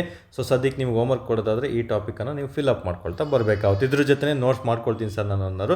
ತಾಮ್ರದ ಅದಿರಿಗಿಂತ ಮುಂಚೆ ಈ ರೀತಿ ಪ್ರಪಂಚ, ಭಾರತ, ಕರ್ನಾಟಕ ಎಲ್ಲೆಲ್ಲಿ ಅತಿ ಹೆಚ್ಚಾಗಿ ಸಿಗುತ್ತೆ ಅಂತ ಗೂಗಲ್ ಸರ್ಚ್ ಮಾಡಿ, ಬುಕ್ ಇದ್ದರೆ ಬುಕ್ಕಲ್ಲಿ ನೋಡ್ಕೊಳ್ಳಿ. ಪ್ರೆಸೆಂಟ್ ಯಾವುದು ಅತಿ ಹೆಚ್ಚಾಗಿ ಇದೆ ಅಂತಲೂ ಸಹ ನೀವು ಬರೆದಿಟ್ಕೋಬೇಕು. ಅದ್ರ ಕೆಳಗಡೆ ನೀವು ಅದಿರುಗಳನ್ನು ಬರೆದಿಟ್ಕೊಂಡ್ಬಿಟ್ರೆ ಕಂಪ್ಲೀಟ್ ನೋಟ್ಸ್ ನಿಮಗೆ ಸಿಗ್ತಾ ಬರ್ತದೆ ಸ್ನೇಹಿತರೆ. ಸೊ ಇಷ್ಟನ್ನು ಸಹ 5 ನೀವು ನೆನ್ಪಿಟ್ಕೊಳ್ಳೇಬೇಕಾಗುತ್ತೆ. ತಾಮ್ರಕ್ಕೆ ಸಂಬಂಧಪಟ್ಟಂತೆ ಎಕ್ಸಾಮಲ್ಲಿ ತುಂಬ ಬಾರಿ ಪ್ರಶ್ನೆಯನ್ನು ಕೇಳ್ತಾ ಬಂದಿದ್ದೀನಿ ಸ್ನೇಹಿತರೆ. ಯಾವುದೋ ಒಂದು ಕಿಪ್ರೈಟ್ ಆಗಿರ್ಬೋದು, ಒಂದು ಮೆಲಚೈಟ್ ಆಗಿರ್ಬೋದು, ಮತ್ತು ಕ್ಯುಪ್ರೈಟ್ ಆಗಿರ್ಬೋದು, ನಂತರ ನಮಗೆ ಇನ್ನೊಂದು ಪೈರೈಟ್ ಆಗಿರ್ಬೋದು, ಮತ್ತು ಕ್ಯಾಲ್ಸೋಸೈಟ್ ಅಂತಲೂ ಸಹ ಒಂದು ಬರುತ್ತೆ. ಇನ್ನೊಂದು ಯಾವುದು, ಒಂದು ಕ್ಯಾಲ್ಸೋಸೈಟ್ ನೆನ್ಪಿಟ್ಕೊಳ್ಳಿ. ಅದು ಬರೆದಿಲ್ಲ, ಕ್ಯಾಲ್ಸೋಸೈಟ್ ಅಂತ ಬರುತ್ತೆ, ಅದನ್ನು ಸಹ ನೆನ್ಪಿಟ್ಕೊಳ್ಳಿ. ಓಕೆ, ಇಲ್ಲಿ ಕ್ಯಾಲ್ಸೋಸೈಟ್ ಅಂತಲೂ ಸಹ ನೀವು ನೆನ್ಪಿಟ್ಕೋಬೇಕಾಗುತ್ತೆ. ಇನ್ನೊಂದು ಪೈರೇಟ್ಸ್ ಅಂತ ಬರುತ್ತೆ. ನಿಮ್ಮ ಡೈರೆಕ್ಟಾಗಿ ಪೈರೇಟ್ಸ್ ಅಂತಲೇ ಕೊಡ್ತಾ ಬರ್ಬೋದು, ಡೈರೆಕ್ಟಾಗಿ ಗ್ಲ್ಯಾನ್ಸ್ ಅಂತಲೇ ಕೊಡ್ತಾ ಬರ್ತಾನೆ. ಕನ್ಫ್ಯೂಷನ್ ಮಾಡ್ಕೋಬಾರ್ದು ಸ್ನೇಹಿತರೆ. ಸೊ ಇಷ್ಟು ಸಹ ನಮಗೆ ತುಂಬಾ ಇಂಪಾರ್ಟೆಂಟ್ ಆಗಿರೋದು ತಾಮ್ರದ ಅದಿರಿಗೆ ಸಂಬಂಧಪಟ್ಟಂತೆ. ನೆಕ್ಸ್ಟ್ ನೋಡ್ತಾ ಬರೋಣ, ಸೋಡಿಯಂನ ಅದಿರುಗಳಾಗಿರ್ತವೆ. ನೆಕ್ಸ್ಟ್ ನಮಗೆ ಸೋಡಿಯಂ ಅಂತ ಬರುತ್ತೆ ನೋಡಿ. ತುಂಬಾ ಖನಿಜಗಳಿದ್ದಾವೆ, ಅದರಲ್ಲಿ ಅದಿರುಗಳಿದೆ. ಆ ಅದಿರುಗಳಲ್ಲಿ ನಿಮಗೆ 100% ಪ್ರಶ್ನೆಗಳು ರಿಪೀಟ್ ಆಗ್ತಾ ಬರ್ತವೆ. ಎಲ್ಲನೂ ಸಹ ಕಂಪಲ್ಸರಿ ಓದ್ಕೊಳ್ಳಿ. ನಿಮಗೆ ಕೆಲವೊಂದು ಹೊಂದಿಸಿ ಬರೆಯ ರೂಪದಲ್ಲಿ ಕೇಳ್ತಾ ಬರ್ಬೋದು, ಜೋಡಿಗಳ ರೂಪದಲ್ಲಿ 4 ಜೋಡಿ ಕೊಟ್ಟು ಎಷ್ಟು ಜೋಡಿಗಳು ಸರಿಯಾಗಿದೆ ಅಂದಾಗ ಕನ್ಫ್ಯೂಷನ್ ಆಗ್ತಾನೆ. ಹೇಗೋ ಹೊಂದಿಸಿ ಬರೆಯಿರಿ ಕೊಟ್ಟಾಗ ನಿಮಗೆ ತುಂಬ ಸುಲಭ ಆಗುತ್ತೆ. ಫಸ್ಟ್ 2 ಅಥವಾ 3ನೇದು ಆಪ್ಷನ್ ಯಾವುದಾದ್ರು ಕಂಡುಹಿಡಿದ್ಬಿಟ್ರೆ ನಿಮಗೆ 4 ಆಪ್ಷನ್ಗಳಲ್ಲಿ ಉತ್ತರ ಸಿಕ್ಬಿಡುತ್ತೆ. ಬಟ್ ಅವ್ರು ಏನಾದರೂ ಎಷ್ಟು ಜೋಡಿಗಳು ಸರಿಯಾಗಿದೆ ಅಂತ ಹೇಳ್ಬಿಟ್ಟು ಈ ಕಡೆ ಖನಿಜಗಳನ್ನು ಕೊಟ್ಬಿಟ್ಟು ಈ ಕಡೆ ಅವುಗಳ ಅದಿರುಗಳನ್ನು ಕೊಟ್ಬಿಟ್ಟು ನಿಮಗೆ ಕನ್ಫ್ಯೂಷನ್ ಆಗೋ ಚಾನ್ಸಸ್ ತುಂಬಾ ಇರುತ್ತೆ. 1 ಜೋಡಿ ಸರಿ ಇದೆಯಾ, 2 ಜೋಡಿ ಸರಿ ಇದೆಯಾ, 3 ಜೋಡಿ ಸರಿ ಇದೆಯಾ ಅಂತ ಕನ್ಫ್ಯೂಷನ್ ಆಗೋಕ್ಕೆ ಶುರು ಆಗುತ್ತೆ ಸ್ನೇಹಿತರೆ. ಹೊಂದಿಸಿ ಬರೆಯಿರಿ ಕೊಟ್ಟರೆ ತುಂಬ ಈಸಿಯಾಗಿ 1 ಅಥವಾ 2 ಗೊತ್ತಾಗ್ಬಿಡ್ತಂದರೆ ಆನ್ಸರ್ ಸಿಕ್ಬಿಡುತ್ತೆ. ಬಟ್ ಜೋಡಿಗಳಂತ ಬಂದಾಗ 4ಕ್ಕೂ 4 ನಿಮ್ಮ ಉತ್ತರ ಸರಿಯಾಗಿರಬೇಕಾಗುತ್ತೆ. ಅದನ್ನು ನೆನಪಲ್ಲಿಟ್ಕೊಂಡಿರಬೇಕು ನೀವು. ಸೊ ಇಲ್ಲಿ ಸೋಡಿಯಂ ಅದಿರುಗಳು ಅಂತ ಬಂದಾಗ ಒಂದು ಮೊದಲನೇದು ರಾಕ್ ಸಾಲ್ಟ್ ಆಗಿರ್ಬೋದು, ಬೋರಾಕ್ಸ್ ಆಗಿರ್ಬೋದು, ಮತ್ತು ಚೈಲ್ಡ್ ಸಾಲ್ಟ್ ಪೆಟ್ರೆ ಅಂತ ಬರುತ್ತೆ. ಇವೆಲ್ಲವೂ ಸಹ ಸೋಡಿಯಂಗೆ ಸಂಬಂಧಪಟ್ಟಂತೆ ಒಂದು ಅದಿರುಗಳಾಗಿರ್ತವೆ. ಇದೆಂದು ಎಕ್ಸಾಮಲ್ಲಿ ಕೇಳಿಲ್ಲ. ನಿಮಗೆ ನೆಕ್ಸ್ಟ್ ಲೆವೆಲ್ ಪ್ರಶ್ನೆಗಳು ಬಂದಾಗ ಸೋಡಿಯಂ ಅದಿರುಗಳ ಮೇಲೆ ಬರುತ್ತೆ, ನೆನ್ಪಿಟ್ಕೊಳ್ಳಿ. ನೆಕ್ಸ್ಟ್ ಬರೋದು ನಮಗೆ ಒಂದು ಮೆಗ್ನೀಷಿಯಂ ಅದಿರುಗಳು ಬರ್ತವೆ. ಸೊ ಇಲ್ಲಿ ಮೆಗ್ನೀಷಿಯಂ ಅದಿರುಗಳು ಅಂತ ಬಂದಾಗ ಮ್ಯಾಗ್ನಸೈಟ್ ಆಗಿರ್ಬೋದು, ಒಂದು ಡೋಲಮೈಟ್ ಆಗಿರ್ಬೋದು, ಕಾರ್ನಲೈಟ್ ಆಗಿರ್ಬೋದು, ಎಪ್ಸಮ್ ಸಾಲ್ಟ್ ಆಗಿರ್ಬೋದು, ಇವೆರಡು ರಿಪೀಟ್ ಆಗಿದೆ. ಸೊ ಇವೆರಡು ಎಂದು ಕೇಳಿಲ್ಲ, ಕೇಳುವಂಥ ಚಾನ್ಸಸ್ ತುಂಬಾ ಇರುತ್ತೆ, ನೆನ್ಪಿಟ್ಕೊಳ್ಳಿ. ಮ್ಯಾಗ್ನಸೈಟ್, ಡೋಲಮೈಟ್ ಮತ್ತು ಕಾರ್ನಸೈಟ್ ಅಂತೆಲ್ಲ ಬರುತ್ತೆ. ಸೊ ನಿಮಗೆ ಎಪ್ಸಮ್ ಸಾಲ್ಟ್ ಅಂತಲೂ ಸಹ ಬರ್ತದೆ ಸ್ನೇಹಿತರೆ, ನೆನ್ಪಿಟ್ಕೊಳ್ಳಿ. ಓಕೆ, ಇವು 4 ಸಹ ಮೆಗ್ನೀಷಿಯಮ್ಗೆ ಸಂಬಂಧಪಟ್ಟಂತೆ ಅದಿರುಗಳು. ಏನಿಲ್ಲ, ನಿಮಗೆ ಕನ್ಫ್ಯೂಷನ್ ಈಗ ಆಗ್ತಾ ಬರ್ಬೋದು.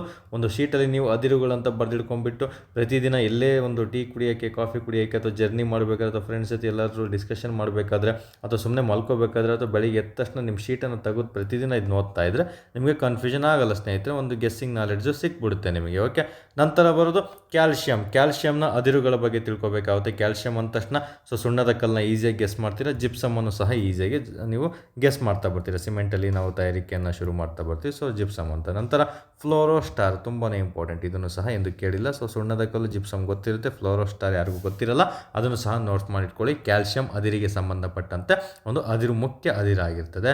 ನಂತರ ಬರೋದು ನಮಗೆ ಅಲ್ಯೂಮಿನಿಯಂ ಅದಿರುಗಳು ಅಂತ ಬರ್ತದೆ. ಸೊ ಇಲ್ಲಿ ಬಾಕ್ಸೈಟ್ ತುಂಬ ಬಾರಿ ಎಕ್ಸಾಂಪಲ್ ಪ್ರಶ್ನೆ ಕೇಳಿದ್ದೇನೆ. ಬಾಕ್ಸೈಟ್ ಯಾವುದರ ಒಂದು ಅದಿರಾಗಿದೆ ಅಂತ ಹೇಳ್ಬಿಟ್ಟು ಲೆಕ್ಕಕ್ಕಿಲ್ಲದ ಬಾರಿಯಷ್ಟು ಎಕ್ಸಾಮ್ಗಳಲ್ಲಿ ಪ್ರಶ್ನೆ ಕೇಳಿದ್ದಾನೆ ಸ್ನೇಹಿತರೆ. ಯಾಕಂದರೆ ಅಲ್ಯೂಮಿನಿಯಂ ಲೋಹ ತಯಾರಿಕೆಗಳಲ್ಲಿ ಬಾಕ್ಸೈಟ್ ಅದಿರು ಕಚ್ಚಾ ವಸ್ತಾಗಿ ನಾವು ಉಪಯೋಗವನ್ನು ಮಾಡ್ತಾ ಬರ್ತೀವಿ ಸ್ನೇಹಿತರೆ. ಹಾಗಾಗಿ ಇದು ಇಂಪಾರ್ಟೆಂಟ್ ಆಗಿದೆ. ಬಾಕ್ಸೈಟ್ ಅದಿರನ್ನು ಸಂಸ್ಕರಿಸ್ತಾರೆ. ಓಕೆ, ಸಂಸ್ಕರಣೆ ಮಾಡಿ ಅಲ್ಯೂಮಿನಿಯಮನ್ನು ಒಂದು ಹೊರ ತೆಗಿತಾ ಬರ್ತಾರೆ. ಅದು ಸ್ಟೇಟ್ಮೆಂಟು ಸಹ ಇಂಪಾರ್ಟೆಂಟ್ ಆಗಿರುತ್ತೆ. ಇನ್ನು ಅಲ್ಯೂಮಿನಿಯಂ ಗೊತ್ತಿದೆ ಎಲ್ರಿಗೂ ಸಹ, ಶಿಲಾಗೋಳದಲ್ಲೇ ಅತಿ ಹೆಚ್ಚಾಗಿ ದೊರೆಯುವಂತಹ ಅಂಶ ಅಲ್ಯೂಮಿನಿಯಂ ಆಗಿರುತ್ತೆ. ಮುಂದೆ ಶಿಲಾಗೋಳ ಟಾಪಿಕ್ ಅಂತ ಬಂದಾಗ ಮಾಹಿತಿಯನ್ನು ನಿಮಗೆ ತಿಳಿಸ್ಕೊಡ್ತಾ ಬರ್ತೀನಿ ಸ್ನೇಹಿತರೆ. ಹಾಗಾಗಿ ಅದಕ್ಕೆ ಪ್ರತಿ ಅಭ್ಯರ್ಥಿಗಳಿಗೂ ಸಹ ಹೇಳ್ತೀನಿ, ಎಲ್ಲನೂ ಸಹ ನಾವು ಹೇಳ್ಕೊಡೋದಕ್ಕೆ ಆಗೋದಿಲ್ಲ. ಯೂಟ್ಯೂಬಲ್ಲಿ ಎಷ್ಟಾಗುತ್ತೋ ಅಷ್ಟು ಮ್ಯಾಕ್ಸಿಮಮ್ 100 ಟಾಪಿಕಲ್ಲಿ ನಾನು ನಿಮಗೆ ತಿಳಿಸ್ಕೊಡ್ತಾ ಬರ್ತೀನಿ, ಮತ್ತು ಬೇರೆ ಬೇರೆ ವೀಡಿಯೋಸನ್ನು ಮಾಡ್ತಾ ಇರ್ತೀನಿ, ತಿಳಿಸ್ಕೊಡ್ತಾ ಬರ್ತೀನಿ. ಬಟ್ ನೀವು ಪ್ರಾಪರಾಗಿ ಓದಬೇಕಂದ್ರೆ ಒಮ್ಮೆ ನೀವು ಮಾರ್ಗದರ್ಶನವನ್ನು ತೊಗೊಂಡ್ರೆ ಬೆಟರ್. ನೋಡಿ, ತೊಗೊಂಡ್ಲೇಬೇಕಂತ ಏನಿಲ್ಲ, ತೊಗೊಂಡ್ರೆ ಬೆಸ್ಟ್. ಯಾಕಂದರೆ ಕಂಪ್ಲೀಟ್ ಮಾಹಿತಿನ ನಾವು ಮಿಷನ್ 500 ಆಗಿರ್ಬೋದು, ಮತ್ತು ಆಪರೇಷನ್ 100 ಆಗಿರ್ಬೋದು, ಅಥವಾ ಮಿಷನ್ ಕಾಕಿ ಆಗಿರ್ಬೋದು, ಅಥವಾ ಮಿಷನ್ KE ಆಗಿರ್ಬೋದು, ಎಲ್ಲ ಮಾಹಿತಿಗಳನ್ನಲ್ಲಿ ನಿಮಗೆ ಸಬ್ಜೆಕ್ಟನ್ನು ತೊಗೊಳ್ತಾ ಬಂದು ಪ್ರತಿಯೊಂದು ಟಾಪಿಕನ್ನು ನಿಮಗೆ ನೀಟಾಗಿ ಮೆಂಟರಿಂಗ್ಶಿಪ್ಪನ್ನು ಮಾಡ್ತಾ ಬರ್ತೀನಿ. ಅಲ್ಲಿ ಮೆಂಟರಿಂಗ್ ತೊಗೊಂಡು ಇಲ್ಲಿ ಈ ಟಾಪಿಕ್ಗಳನ್ನು ನೀವು ನೋಡ್ತಾ ಇದ್ದರೆ ತುಂಬ ಸುಲಭ ಆಗುತ್ತೆ, ರಿವಿಷನ್ಗೂ ಸಹ ಹೆಲ್ಪ್ ಆಗುತ್ತೆ. ಎಕ್ಸ್ಟ್ರಾ ಪಾಯಿಂಟ್ಗಳು ಸಿಕ್ಕಿದಾಗ ನೋಟ್ಸ್ ಮಾಡ್ಕೊಳ್ತಾ ಹೋದರೆ ಸಾಕು. ಇನ್ನು ಮಿಕ್ಕಿದ್ದೆಲ್ಲ ನಿಮಗೆ ಮೆಂಟರಿಂಗ್ಶಿಪ್ ಬ್ಯಾಚಲ್ಲಿ ನಾನು ಕಂಪ್ಲೀಟ್ ಮಾಹಿತಿಯನ್ನು ತಿಳಿಸ್ಕೊಡ್ತಾ ಬರ್ತೀನಿ. ಸೊ ಇಂಟ್ರೆಸ್ಟ್ ಇರೋರು ಮುಂದಿನ ಬ್ಯಾಚ್ಗಳಲ್ಲಿ ಜಾಯ್ನ್ ಆಗ್ತಾ ಬನ್ನಿ. ಇಲ್ಲ ನಾವು ಆಲ್ರೆಡಿ ಓದಿದ್ದೀವಿ ಇಷ್ಟೇ ಸಾಕು ಅನ್ನೋರು ನೀವು ಇದನ್ನೇ ಫಾಲೋ ಮಾಡ್ಕೊಳ್ತಾ ಹೋದ್ರೂ ನಡೆಯುತ್ತೆ. ಓಕೆ, ಸೊ ಇಲ್ಲಿ ಅಲ್ಯೂಮಿನಿಯಂ ಅದಿರುಗಳು. ಓಕೆ, ಕಂಪ್ಲೀಟ್ ಮಾರ್ಗದರ್ಶನ ಬೇಕು, ನಾನು ಓದಲೇಬೇಕು ಅನ್ನೋರು ಮಿಷನ್ 500 ಬ್ಯಾಚಿಗೆ ಜಾಯ್ನ್ ಆದರೆ ಸಾಕು ಸ್ನೇಹಿತರೆ. ಓಕೆ, ಅಲ್ಯೂಮಿನಿಯಂ ಅದಿರುಗಳು ಬಾಕ್ಸೈಟ್ ಆಗಿರ್ಬೋದು, ಕೋರೆಂಡಮ್ ಆಗಿರ್ಬೋದು, ಡೋಲೋಮೈಟ್ ಆಗಿರ್ಬೋದು, ಕ್ರಯೋಲೈಟ್. ಇದು ತುಂಬ ಬಾರಿ ಪ್ರಶ್ನೆ ಕೇಳಿದೆ. ಕ್ರಯೋಲೈಟ್ ಮತ್ತು ಬಾಕ್ಸೈಟು ನೆನ್ಪಿಟ್ಕೊಳ್ಳಿ, ನೆಕ್ಸ್ಟ್ ಕೇಳುವಂಥ ಚಾನ್ಸಸ್ ಇವಿರ್ತವೆ. ಸೊ ಅಲ್ಯೂಮಿನಿಯಂ ಅದಿರುಗಳು ಆಯಿತು ಸ್ನೇಹಿತರೆ. ನಂತರ ಬರೋದು ನಮಗೆ ಒಂದು ಸತ್ತು ಅಂತ ಬಂದ ತಕ್ಷಣ ನಮಗೆ ಒಂದು ಜಿಂಕ್ ಅಂತ ಬರುತ್ತೆ. ಸೊ ಇಲ್ಲಿ ಸತ್ತುವಿನ ಅದಿರುಗಳನ್ನು ನಾವು ನೋಡ್ತಾ ಬರೋಣ. ಒಂದು ಜಿನ್ಸೈಟ್ ಆಗಿರ್ಬೋದು, ಕ್ಯಾಲಮೈನ್ ಆಗಿರ್ಬೋದು, ಜಿಂಕ್ ಬೈಂಡ್ ಆಗಿರ್ಬೋದು. ಜಿಂಕ್ ಬೈಂಡ್ ಅಂತ ಗೊತ್ತಾಗ್ಬಿಟ್ಟು ಜಿಂಕ್ ಅಂದರೆ ಸತ್ತು ಅಂತ ಈಸಿ ಗೆಸ್ ಮಾಡ್ತಾ ಬರ್ಬೋದು. ಈ ಕ್ಯಾಲಮೈನ್ ಅನ್ನೋದನ್ನ ಒಂದು ಸಲ ಪ್ರಶ್ನೆ ಕೇಳಿದ್ದಾನೆ, ಇದು ಜಿನ್ಸೈಟ್ ಎಂದು ಕೇಳಿಲ್ಲ. ಸೊ ಈ 3 ಅದಿರುಗಳನ್ನು ನೀವು ಸತುವಿಗೆ ಸಂಬಂಧಪಟ್ಟಂತೆ ನೆನ್ಪಿಟ್ಕೊಂಡಿರಬೇಕು, ತುಂಬಾ ಇಂಪಾರ್ಟೆಂಟ್. ನಂತರ ಬೆಳ್ಳಿ ಅನ್ನೋದು ನಮಗೆ ಇಲ್ಲಿ ನಿಮಗೆ ಎಲ್ರಿಗೂ ಗೊತ್ತು ಸಿಲ್ವರ್ ಅಂತ. ಸೊ ರೂಬಿ ಸಿಲ್ವರ್ನ ಗೆಸ್ ಮಾಡ್ತಾ ಬರ್ತೀರಾ. ಸಿಲ್ವರ್ ಗ್ಲ್ಯಾನ್ಸ್ ಆಗಿರ್ಬೋದು, ಆರ್ನ್ ಸಿಲ್ವರ್ ತುಂಬಾ important. Earn silver glance, ruby silver, ಇವು 3 ಸಹ ಬೆಳ್ಳಿಗೆ ಸಂಬಂಧಪಟ್ಟಿದ್ದು. Earn silver. ಇನ್ನೊಂದು ನಮಗೆ ಒಂದು ಕ್ವಿಕ್ ಸಿಲ್ವರ್ ಅಂತ ಯಾವುದನ್ನು ಕರಿತೀವಿ ಅಂತ ಪ್ರಶ್ನೆ ಕೇಳ್ತಾನೆ. ಪಾದರಸ, ಮರ್ಕ್ಯುರಿ ಅಂತ ಕರಿತೀವಲ್ಲ, ಆ ಮರ್ಕ್ಯುರಿಯನ್ನು ನಾವು ಕ್ವಿಕ್ ಸಿಲ್ವರ್ ಅಂತ ಯಾವುದನ್ನು ಕರಿತೀವಿ ಅಂತ ಕೇಳಿದರೆ ಪಾದರಸವನ್ನು. ಸೊ ಕನ್ಫ್ಯೂಷನ್ ಮಾಡ್ಕೋಬಾರ್ದು. ಓಕೆ, ಆರ್ನ್ ಸಿಲ್ವರ್ ಬೇರೆ, ಸಿಲ್ವರ್ ಗ್ಲ್ಯಾನ್ಸ್, ರೂಬಿ ಸಿಲ್ವರ್ ಇವೆಲ್ಲ ಬೆಳ್ಳಿಗೆ ಸಂಬಂಧಪಟ್ಟಂತೆ. ಕ್ವಿಕ್ ಸಿಲ್ವರ್ ಅಂತ ನಾವು ಪಾದರಸ, ಮರ್ಕ್ಯುರಿಯನ್ನು ಕರಿತಾ ಬರ್ತೀವಿ, ಕನ್ಫ್ಯೂಷನ್ ಮಾಡ್ಕೋಬೇಡಿ. Okay, next tungsten. ನಿಮಗೆ ಎಕ್ಸಾಮಲ್ಲಿ ಕನ್ಫ್ಯೂಷನ್ ಆಗೋದಕ್ಕೆ ಕೇಳಿದರೆ ನೆಕ್ಸ್ಟ್ ಪ್ರಶ್ನೆಗಳು ಟಂಗ್ಸ್ಟನ್ ಮೇಲೇ ನಿಮಗೆ ಅದಿರುಗಳು. ಯಾಕಂದರೆ ಎಲ್ಲರೂ ಕಬ್ಬಿಣ ಅದಿರು ಓದ್ಕೊಂಡಿರ್ತೀರ, ಬೆಳ್ಳಿ ಅದಿರು ಓದ್ಕೊಂಡಿರ್ತೀರ, ತಾಮ್ರದ ಅದಿರು ಓದ್ಕೊಂಡಿರ್ತೀರ, ಮತ್ತು ಇತರೆ ಅದಿರುಗಳು ಎಲ್ಲನೂ ಸಹ ಓದ್ಕೊಂಡಿರ್ತೀರ. ಇಂಪಾರ್ಟೆಂಟ್ ಇರೋದನ್ನ, ರಿಪೀಟ್ ಆಗಿರೋದನ್ನ. ಬಟ್ ಕೆಲವೊಮ್ಮೆ ಗೊತ್ತಿಲ್ಲದನ್ನ ಕೇಳ್ತಾ ಬರ್ತಾನೆ, ಟಂಗ್ಸ್ಟನ್ ಅದಿರುಗಳು ಅಂತ. ಸೊ ಮೊದಲು ನಮಗೆ ವೋಲ್ಫ್ರಾಮ್ ಮೈಟ್ ಅಂತ ಬರುತ್ತೆ. ಓಕೆ, ವೋಲ್ಫ್ರಾಮ್ ಮೈಟ್ ಆಗಿರ್ಬೋದು, ಸ್ಕಿಲೈಟ್ ಆಗಿರ್ಬೋದು, ಫೆರ್ಬರೈಟ್ ಆಗಿರ್ಬೋದು, ಯೂಬ್ನರೈಟ್. ನೋಡಿ, ಇವೆಲ್ಲ ಕನ್ಫ್ಯೂಷನ್ ಆಗುವಂಥದ್ದು. ಎಲ್ಲಿ ನಿಮಗೆ ಕನ್ಫ್ಯೂಷನ್ ಹೊಡೆಯುತ್ತೋ ಅದು ಟಂಗ್ಸ್ಟನ್ ಅಂತ ನೆನ್ಪಿಟ್ಕೊಳ್ಳಿ. ಇಫ್ ಇನ್ ಕೇಸ್ ಎಕ್ಸಾಮಲ್ಲಿ ಆಪ್ಷನ್ಗಳು ಕಬ್ಬಿಣ ಮತ್ತು ತಾಮ್ರ ಮತ್ತು ನಿಮಗೆ ಕಲ್ಲಿದ್ದಲು ಮತ್ತು ಟಂಗ್ಸ್ಟನ್ ಅಂತ ಕೊಟ್ಟಾಗ ಇಲ್ಲಿ ಕನ್ಫ್ಯೂಷನ್ ಹೊಡಿತಾ ಇದೆ ಅಂದರೆ 100% ಅದು ಟಂಗ್ಸ್ಟನ್ನೇ ಆಗಿರುತ್ತೆ ಅಂತ ನೀವು ನೆನ್ಪಿಟ್ಕೊಂಡ್ರು ಸಹ ಗೆಸ್ ಮಾಡ್ತಾ ಬರ್ಬೋದು ಸ್ನೇಹಿತರೆ. ಬಟ್ ಉತ್ತರವನ್ನು ಓದಿರ್ಬೇಕು. ನೀವೇನು ಓದಿಲ್ದೇ ಗೆಸ್ ಮಾಡ್ತೀವಿ ಅಂದರೆ ಕಷ್ಟ. ಓದಿದ್ರು ನೀವು ಕಷ್ಟಪಟ್ಟು ಗೆಸ್ ಮಾಡಿದರೆ ಅವತ್ತಿನ ದಿನ ನಿಮಗೆ ದೇವರು ಕೈ ಹಿಡಿತಾನೆ ಸ್ನೇಹಿತರೆ. ಸೊ ಇಲ್ಲಿ ನಿಮಗೆ ಎಫರ್ಟ್ ಸಹ ಇರಲೇಬೇಕಾಗುತ್ತೆ. 1% ಅವತ್ತಿನ ದಿನ ಲಕ್ಕು ಸಹ ಇದ್ದಲ್ಲಿ ಒಂದು ಸಕ್ಸಸ್ ಅನ್ನೋದು ನಿಮಗೆ ಈಸಿಯಾಗಿ ಸಿಕ್ಬಿಡುತ್ತೆ ಸ್ನೇಹಿತರೆ. ಸೊ ಲಕ್ ಸಿಗಬೇಕಂದ್ರೆ ಅದಕ್ಕೆ ತಕ್ಕಂಗೆ ಎಫರ್ಟ್ ಇರಲೇಬೇಕಾಗುತ್ತೆ. Without effort there is no luck. Okay, ಅದನ್ನು ನೆನ್ಪಿಟ್ಕೊಳ್ಳಿ. ಸೊ ಟಂಗ್ಸ್ಟನ್ ಅದಿರುಗಳು ಅಂತ ಬಂದಾಗ ವೋಲ್ಫ್ರಮೈಟ್, ಸ್ಕ್ರೀಲೈಟ್, ಫೆರ್ಬರೈಟ್ ಮತ್ತು ಯೂಬ್ನರೈಟ್ ಅಂತೆಲ್ಲ ಬರ್ತದೆ. ಸೊ ಇಲ್ಲಿ ಗೆಸ್ ಮಾಡಬೇಕು, ಟು ಅಂತ ಇದೆ. ಸೊ ಟಂಗ್ಸ್ಟನ್ ಅಂತ ನೀವು ಈಸಿಯಾಗಿ ನೆನ್ಪಿಟ್ಕೋಬೋದು. ಕೆಲವೊಂದು ಬೇರೆದಕ್ಕೂ ಸಹ ಇರುತ್ತೆ, ಬಟ್ ಅದು ನೀವು ನೆನಪಿರುತ್ತೆ, ಬಟ್ ಇವು ನೆನಪಿರಲ್ಲ ಹೆಸರುಗಳು. ಹಾಗಾಗಿ ಜಸ್ಟ್ ಬೇರೆದಕ್ಕೆ ಇದ್ದಂತಹ ಹೆಸರು ಲಾಸ್ಟ್ 2 ಬಂದಿದೆ ಅಂದರೆ ಟಂಗ್ಸ್ಟನ್ ಅಂತ ನೆನ್ಪಿಟ್ಕೋಬೇಕು. ಓಕೆ, ಇಲ್ಲಿ ಕಬ್ಬಿಣ ಮತ್ತು ಮ್ಯಾಂಗನೀಸ್ ಟಂಗ್ಸ್ಟೇಟ್ ಅಂತ ಮೂಲಕ ಇದನ್ನು ವೋಲ್ಫರ್ಮೈಟನ್ನು ಮಾಡ್ತಾರೆ. ಕೇಳ್ಬೋದು ಮುಂದಿನ ದಿನಗಳಲ್ಲಿ ವೋಲ್ಫರ್ಮೈಟ್ ಇವುಗಳ ಮಿಶ್ರಣ ಆಗಿದೆ ಅಂತ. ಕಬ್ಬಿಣ ಮತ್ತು ಮ್ಯಾಂಗನೀಸ್ ಟಂಗ್ಸ್ಟೇಟ್ನ ಒಂದು ಮಿಶ್ರಣ. ಮತ್ತು ಸ್ಕೀಲೈಟ್ ಕ್ಯಾಲ್ಶಿಯಂ ಟಂಗ್ಸ್ಟೇಟ್ ಅಂತಲೂ ಸಹ ನಾವು ಅದನ್ನು ಕರಿತಾ ಬರ್ತೀವಿ ಸ್ನೇಹಿತರೆ. ಇಷ್ಟು ಅಂಶಗಳು ಸಹ ಕಬ್ಬಿಣದ ಟಂಗ್ಸ್ಟನ್ನ ಅದಿರಿಗೆ ಸಂಬಂಧಪಟ್ಟಿದ್ದು. ಮುಂದಿನ ದಿನಗಳಲ್ಲಿ ಪ್ರಶ್ನೆಗಳಾದರೆ ಟಂಗ್ಸ್ಟನ್ಗೆ ಸಂಬಂಧಪಟ್ಟಂತೆ ಪ್ರಶ್ನೆಗಳು ಆಗ್ತವೆ ಸ್ನೇಹಿತರೆ, ನೆನಪಿರಬೇಕು. ಓಕೆ, ಅಲ್ಲಿ ನಿಮಗೆ ಬರೆದ್ಬಿಟ್ಟು PDF ಮೂಲಕ ತಿಳಿಸ್ಕೊಡ್ತಾ ಬಂದಿದೆ. ಕೆಲವೊಂದು ಇಲ್ಲಿ ಮಾಹಿತಿಗಳನ್ನು ನಿಮಗೆ ಜಸ್ಟ್ ಒಂದು ಗೂಗಲಲ್ಲಿ ತೊಗೊಂಡು ನಾನು ನಿಮಗೆ ಎಕ್ಸ್ಪ್ಲೇನ್ ಮಾಡ್ತಾ ಬರ್ತೀನಿ. ಸ್ವಲ್ಪ ಇಲ್ಲಿ ಇಂಪಾರ್ಟೆಂಟ್ ಆಗಿರೋದನ್ನ ಗಮನಿಸಬೇಕಾಗುತ್ತೆ. ನಮಗೆ ಐರನ್ ಅಂತ ಬಂದ ತಕ್ಷಣ Fe2O3 ಫಾರ್ಮುಲಾ ತುಂಬಾ ಇಂಪಾರ್ಟೆಂಟು. ಮ್ಯಾಗ್ನೆಟೈಟ್ದು ಸಹ ಅಷ್ಟೇ Fe3O4 ಅಂತ ಕರಿತಾ ಬರ್ತೀವಿ. ಗೆಸ್ ಮಾಡಬೇಕು, 1 ಆಡ್ ಆಗಿರುತ್ತೆ. ಇವೆರಡೂ ಸಹ ಇಂಪಾರ್ಟೆಂಟ್ ಆಗಿರ್ತವೆ ಸ್ನೇಹಿತರೆ, ನೆನ್ಪಿಟ್ಕೊಳ್ಳಿ. ಸೊ ನೆಕ್ಸ್ಟ್ ನಿಮಗೆ ಇಲ್ಲಿ ಸೀಸ, ಅಲ್ಲಿ ನಿಮಗೆ ಸತು ಹೇಳಿದೆ. ಸತು ಬೇರೆ, ಸೀಸ ಬೇರೆ. ಓಕೆ, ಲೆಡ್ ಬೇರೆ, ಜಿಂಕ್ ಬೇರೆ. ಇದನ್ನು ನಾವು ಸೀಸ, ಲೆಡ್ ಅಂತ ಕರಿತಾ ಬರ್ತೀವಿ. PP ಅನ್ನೋದು ಸಹ ಅದು ಸೂತ್ರ ಆಗಿರುತ್ತೆ, ನೆನ್ಪಿಟ್ಕೊಳ್ಳಿ. ಇದು ತುಂಬ ಬಾರಿ ಪ್ರಶ್ನೆ ಆಗಿದೆ. ಗೆಲೆನಾ ಎಂಬುದು ಯಾವುದರ ಒಂದು ಅದಿರಾಗಿದೆ ಅಂತ. ಲೆಡ್ ಸೀಸದ ಬಗ್ಗೆ ಆಗಿರುತ್ತೆ. ಮತ್ತು ಸೀರೋಸೈಟ್ ಅಂತ ಬರುತ್ತೆ, ಮತ್ತು ಆಂಗಲಿಸೈಟ್ ಅಂತ ಬರುತ್ತೆ. ಓಕೆ, ಆಂಗ್ಲಿಸೈಟ್ ಅಂತ ಬರುತ್ತೆ. ಇವು ಮೂರನ್ನು ಸಹ ನೆನ್ಪಿಟ್ಕೊಳ್ಳಿ. ಯೂಶಲಿ ತುಂಬ ಬಾರಿ ರಿಪೀಟ್ ಆಗಿರೋದು ಇದೆ, ಬಟ್ ಇನ್ನೆರಡನ್ನೂ ಸಹ ನೆನ್ಪಿಡುವಂಥ ಅವಶ್ಯಕತೆ ನಿಮ್ಗೆ ಇದ್ದೇ ಇರುತ್ತೆ ಸ್ನೇಹಿತರೆ. ಯಾವುದೇ ಕಾರಣಕ್ಕೂ ಕನ್ಫ್ಯೂಷನ್ ಮಾಡ್ಕೋಬಾರ್ದು. CAG ನಿಮಗೆ ಕಂಟ್ರೋಲರ್ ಆ್ಯಂಡ್ ಆಡಿಟರ್ ಜನರಲ್ ಅಂತ ನೀವು ವಿಧಿ ನಮಗೆ 148 ಸಂವಿಧಾನದ ವಿಧಿ 148 ಓದಿರ್ತಿರಲ್ಲ. CAG ಅಂತ ನೆನ್ಪಿಟ್ಕೊಂಡ್ರೆ C ಅಂದರೆ ಸೆರೋಸೈಟ್ ಆಗಿರ್ಬೋದು, A ಅಂದರೆ ಆಂಗ್ಲೋಸೈಟ್ ಆಗಿರ್ಬೋದು, G ಅಂದರೆ ಗೆಲೆನ್ ಆಗಿರ್ಬೋದು. ಇವೆಲ್ಲ ಲೆಡ್ಡಿಗೆ ಸಂಬಂಧಪಟ್ಟಂತೆ ಇಂಪಾರ್ಟೆಂಟ್ ಆಗಿರ್ತವೆ. ನಂತರ ಇಲ್ಲಿ ಟಿನ್, ಇದು ಟಿನ್ ಅಂದರೆ ತವರ ಆಗಿರ್ತದೆ ಸ್ನೇಹಿತರೆ. ಎಕ್ಸಾಮ್ ದೃಷ್ಟಿಯಿಂದ ತುಂಬಾ ಇಂಪಾರ್ಟೆಂಟು. ತಾಮ್ರ ಬೇರೆ, ತವರ ಬೇರೆ. ಟಿನ್ SNನಿಂದ ನಾವು ಕೆಮಿಕಲ್ ಸೂತ್ರದಿಂದ ಗುರುಸ್ತಾ ಬರ್ತೀವಿ.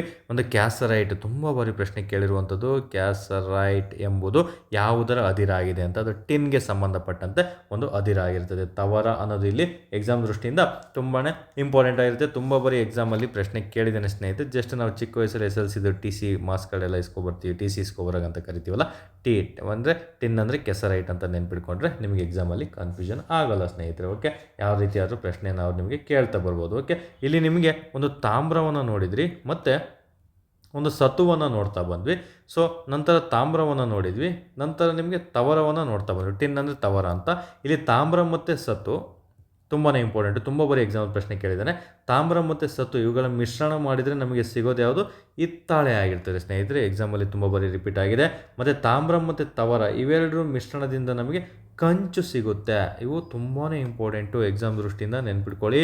ಎಕ್ಸಾಮಲ್ಲಿ ಪದೇ ರಿಪೀಟ್ ಆಗಿರುವಂತಹ ಪ್ರಶ್ನೆಗಳಾಯಿತು. ತಾಮ್ರ ಮತ್ತು ಸತು ಸೇರಿದರೆ ಹಿತ್ತಾಳೆ ಆಗುತ್ತೆ, ತಾಮ್ರ ಮತ್ತು ತವರ ಸೇರಿದರೆ ಕಂಚು ಆಗಿರುತ್ತೆ. ಅವುಗಳಲ್ಲಿ ಕಂಡುಬರುವಂಥದ್ದು ಅದಿರುಗಳನ್ನು ಇಲ್ಲಿ ನಾನು ನಿಮಗೆ ತಿಳಿಸ್ಕೊಟ್ಟಿದ್ದೀನಿ ಈಗ. ಓಕೆ, ಇವು ತುಂಬಾ ಇಂಪಾರ್ಟೆಂಟು, ನೆನಪಲ್ಲಿರಬೇಕು. ನೆಕ್ಸ್ಟ್ ಬರೋದು ಮರ್ಕ್ಯೂರಿ, ಪಾದರಸ. ಆಗಲಿ ಹೇಳಿದ್ರೆ ನಿಮಗೆ ಒಂದು ಕ್ವಿಕ್ ಸಿಲ್ವರ್ ಅಂತ ಯಾವುದನ್ನು ಕರಿತೀವಿ ಅಂತ ಕೇಳಿದರೆ ಪಾದರಸವನ್ನು ಕರಿತಾ ಬರ್ತೀವಿ. ಅದರ ಒಂದೇ ಒಂದು ಅದಿರು ತುಂಬಾ ಇಂಪಾರ್ಟೆಂಟು, ಸಿನ್ನಬಾರ್. ಓಕೆ, ಸಿನ್ಬಾರ್ ಅಂತ ಕರಿತಾ ಬರ್ತೀವಿ. ಇದು ಎಕ್ಸಾಮಲ್ಲಿ ತುಂಬ ಬಾರಿ ಪ್ರಶ್ನೆ ಕೇಳಿದ್ದಾನೆ, ನೆನ್ಪಿಟ್ಕೊಳ್ಳಿ. ಮರ್ಕ್ಯೂರಿ ಅನ್ನೋದು ನಮಗೆ ಸಿನ್ಬಾರ್ ಆಗಿರುತ್ತೆ. ಒಂದು CM ಅಂತ ನೆನ್ಪಿಟ್ಕೋಬೇಕು, ಸಿನ್ಬಾರ್, ಮರ್ಕ್ಯೂರಿ ಅಂತ.